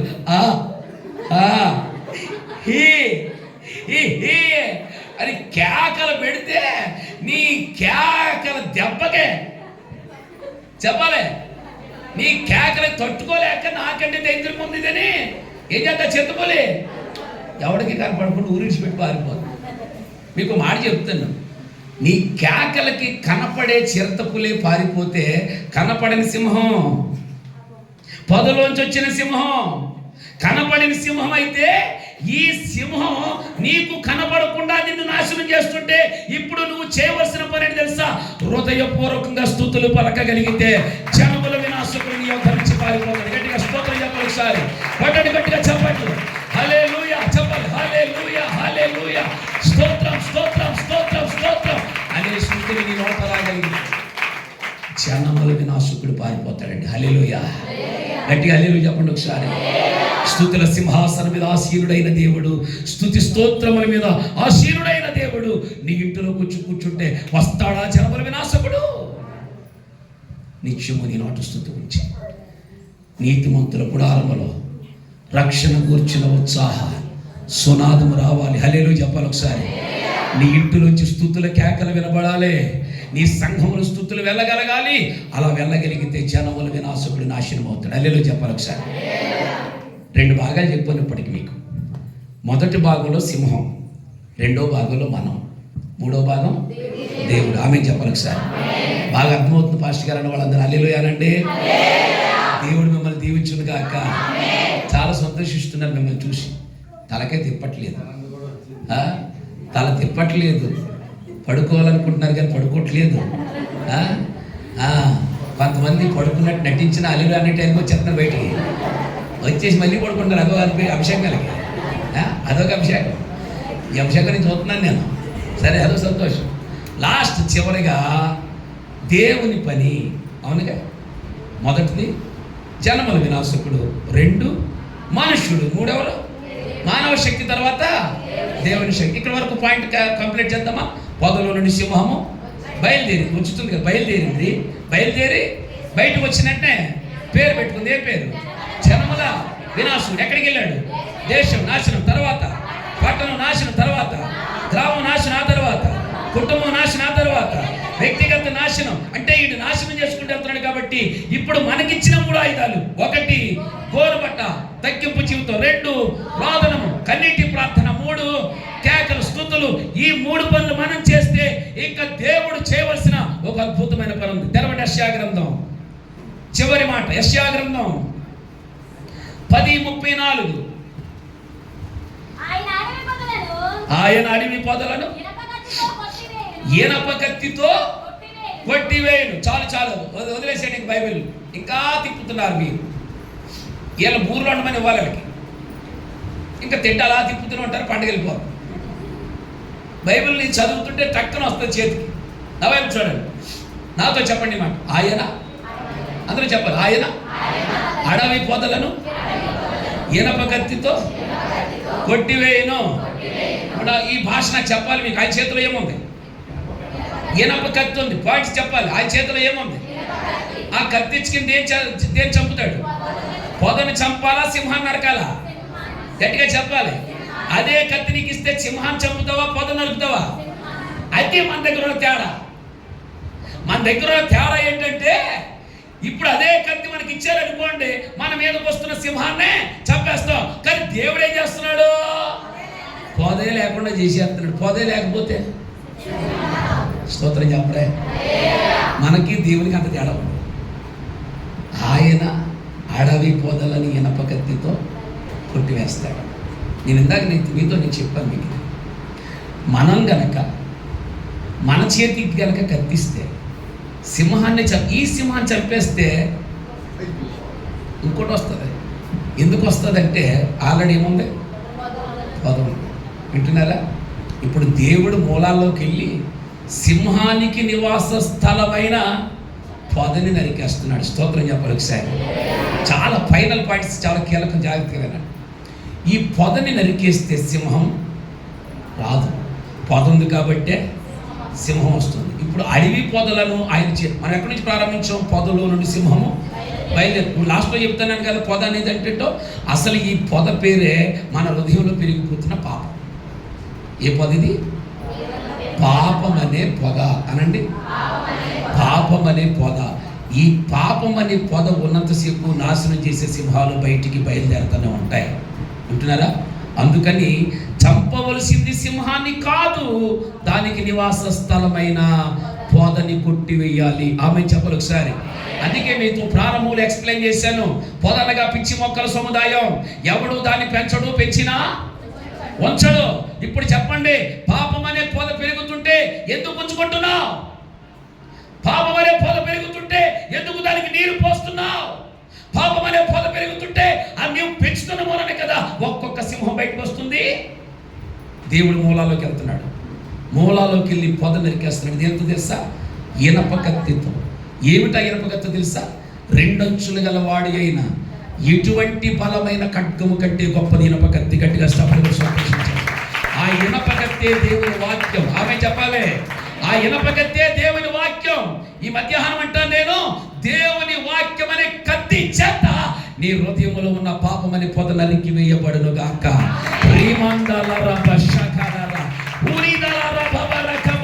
శక్తి వాక్యములున్న శక్తి లాంటిది. బలమైన వాక్యము చేత పాపమనే పొదని నరికి వేసుకుందును గాక. ఆమేన్. అయిపోయింది వాక్యం అయిపోయింది. 2 గంటలకు కూర్చుని దాని వాక్యం మీరు చక్కగా అర్థమైందా? వాక్యం శ్రద్ధగా విన్నారు. మీకు 2 ఎగ్జాంపుల్ నేను చెప్తాను. మీకు నేను సింహాన్ని నరికేస్తామన్నాగా మనల్ని, కానీ దేవుడు అలా చేయట్లేదా? సింహాన్ని కాదు చంపుతుంటా. దీన్ని తెలుసు. ఒకసారి యేసయ్య ఒక చోట ఉండి ప్రసంగం చేస్తున్నాడు. ఆ ప్రసంగంలో పింకిలింట్లో ఉన్నాడు, ఆయన కింద ఉన్నాడు. ఒక పక్షవాయువు కలిగిన వాడిని 4 మోసుకెళ్ళారు. అవునా? మోసుకెళ్ళిన తర్వాత ఆ ఇంట్లో ఖాళీ లేక పెంకులు విప్పి మరి లోపల దించారు. దించిన తర్వాత అక్కడ కొంతమంది శాస్త్రులు పరిచయులు సొద్దుకెళ్ళి కూర్చున్నారు. ఇప్పుడు వాళ్ళందరూ ఏమనుకుంటున్నారంటే, రాబాయ్ చూడండి, ఇప్పుడు పక్షవాయు కలిగి దించాడు కదా, దించిన తర్వాత ఇప్పుడు యేసుప్రభు అంటాడు టచ్ పరిపెత్తుకెళ్ళిపో అంటాడు అని వాళ్ళు ఎక్స్పెక్ట్ చేశారు. వాళ్ళు మాట్లాడుకుంటున్నారు. కానీ పక్షవాయువు కలిగిన వాడు దించిన తర్వాత దేవుడు అలాగే అనలా. ఏమన్నాడు తెలుసా? కుమారుడా, నీ పాపములు క్షమించబడి ఉన్నవి కనుక లేచి నీ పరిపెత్తుకుని వెళ్ళమని. వీళ్ళేం ఎక్స్పెక్ట్ చేశారు? పరుపెత్తుకుని మాత్రమే వెళతాడని ఎక్స్పెక్ట్ చేశారు. కానీ ఇక్కడ దేవుడు అదనంగా ఏమన్నాడు? పాపాలు క్షమించబడతాయి అన్నాడు. సరే, వాడు వెళ్ళిపోయాడు. ఇప్పుడు యేసయ్య దగ్గరికి వచ్చారు. బాధకుడా, పాపాలు క్షమించబడుతున్నాయని మాట్లాడుతున్నావు ఎందుకయ్యా? అతను నువ్వు చెప్పవలసిందేంటి? పరిపెత్తుకుని వెళ్ళమనాలి కదా, పాపాల సంగతి నీకేంటి అన్నాడు. అప్పుడు యేసుప్రభు అన్నాడు, అబ్బాయ్, ఒక వ్యక్తిని పరిపెత్తుకుని నడిచి వెళ్ళమని చెప్పుట సులభమా, పాపాలు క్షమించబడి ఉన్నవని చెప్పుట? వీళ్ళకి అర్థం కాదు. ఊరు తెంగురోళ్ళారా? నా భాష మీకు అర్థం అవ్వాలి. వాడికి తగ్గవలసింది పక్షవాతం కాదు, పక్షవాతానికి కారణమైన పాపం తీయాలి. అల్లేలో చెప్పాలి ఒకసారి. పక్షవాతానికి కారణమైన పాపం తీయాలి. ఇప్పుడు మీరు చెప్పండి, వీడి పక్షవాతం కాదు తీయవలసింది పాపాన్ని, అయితే చంపవలసింది సింహాన్ని కాదు, దానికి కారణమైన వదన్నారు. గట్టిగా స్తోత్రం చెప్పండి ఒకసారి. అలాగైతే ఈ మధ్యాహ్నం వేళ మీ అందరికీ మాట చెప్తున్నాను, మీరు సింహాలు కాదు నరుక్కోవలసింది, సింహానికి నివాస స్థలమైన పొదనే. ఏ పాపమైతే నీ జీవితానికి అడ్డుకట్టగా ఉందో ఆ పొదని నరికి వేసుకుంటే నీ పాపములను క్షమించి జనముల వినాశకుని నాశనం చేసేస్తాడు దేవుడు. హల్లెలూయా చెప్పాలి ఒకసారి. నీ హృదయంలో పగ అనే పొద ఉందనుకోండి, చంపాలి అనే సింహం బయటకు వస్తుంది. కసి అనే పొద పెరుగుతుంది అనుకోండి, తిట్టాలి అనే సింహం బయటకు వస్తుంది. నీ కడుపులో ఉన్న దాన్ని బట్టి, హృదయంలో ఉన్న దాన్ని బట్టి పెదాలు మాట్లాడతాయి. అందుకని ముఖ్యశ్రీ మాట చెబుతున్నాను, ఈ 2025 ఈ సభలో, ఈ ఉపవాస కూడికలో మీతో పాటు నన్ను కూడా పెట్టడానికి దేవుడు కారణం ఏంటంటే, ప్రస్తుత కాలంలో ప్రతి ఇంట్లో సింహాలు ఉన్నాయి, జనముల వినాశకుడు ఉన్నాడు. నీ పెద్ద కొడుకుని, నీ చిన్న కొడుకుని, నీ కుమారుని, కూతుర్ని, భర్తని, భార్యని నాశనం చేయడానికి వాడు బయలుదేరడానికి గల కారణం పెరుగుతున్న పొద. పాపం అనే సింహం, పాపం అనే పొద పెరుగుతుంది కాబట్టి శాపం అనే సింహం బయటకు వచ్చి ఒక్కొక్కటి నాశనం చేస్తుంటే, ఇప్పుడు నువ్వు చేయవలసిన పని ఒకటే, వాక్యం అనే కత్తి చేత పట్టుకుని స్తోత్రం చెప్పాలి ఒకసారి. 2 అంచులు గల వాడి అయిన కత్తి కంటే బలమైన వాక్యాన్ని చేత పట్టుకుని ఆమె చెప్పాలి ఒకసారి. ఆ కత్తి పట్టి నీ ఎదుట పెరుగుతున్న, హృదయంలో పెరుగుతున్న పాపం అనే పొదనే నరికి అవతల. అందుకే దేవుడి చేతులు పెట్టగలిగితే ఆ పొదని నరికి అవతల పాడేస్తే, పొద ఉన్నంతసేపు మందిరానికి రాలేవు, పొద ఉన్నంతసేపు కాసేపు కూర్చోలేవు, పొద ఉన్నంతసేపు ప్రార్థన చేయలేవు, పొద ఉన్నంతసేపు బైబిల్ చదవలేవు, పొద ఉన్నంతసేపు కానుక ఇవ్వలేవు, పొద ఉన్నంతసేపు భక్తి జీవితంలో నిలబడలేవు, పొద ఉన్నంతసేపు ఆరాధనకు రాలేవు, పొద ఉన్నంతసేపు పెద్దల కడ రాలేవు, పొద ఉన్నంతసేపు దేవుని స్తుతించలేవు. అయితే మధ్యాహ్నం వేళ చెప్తున్నాను, ఈ పొదలు నరికి వేయబడును గాక.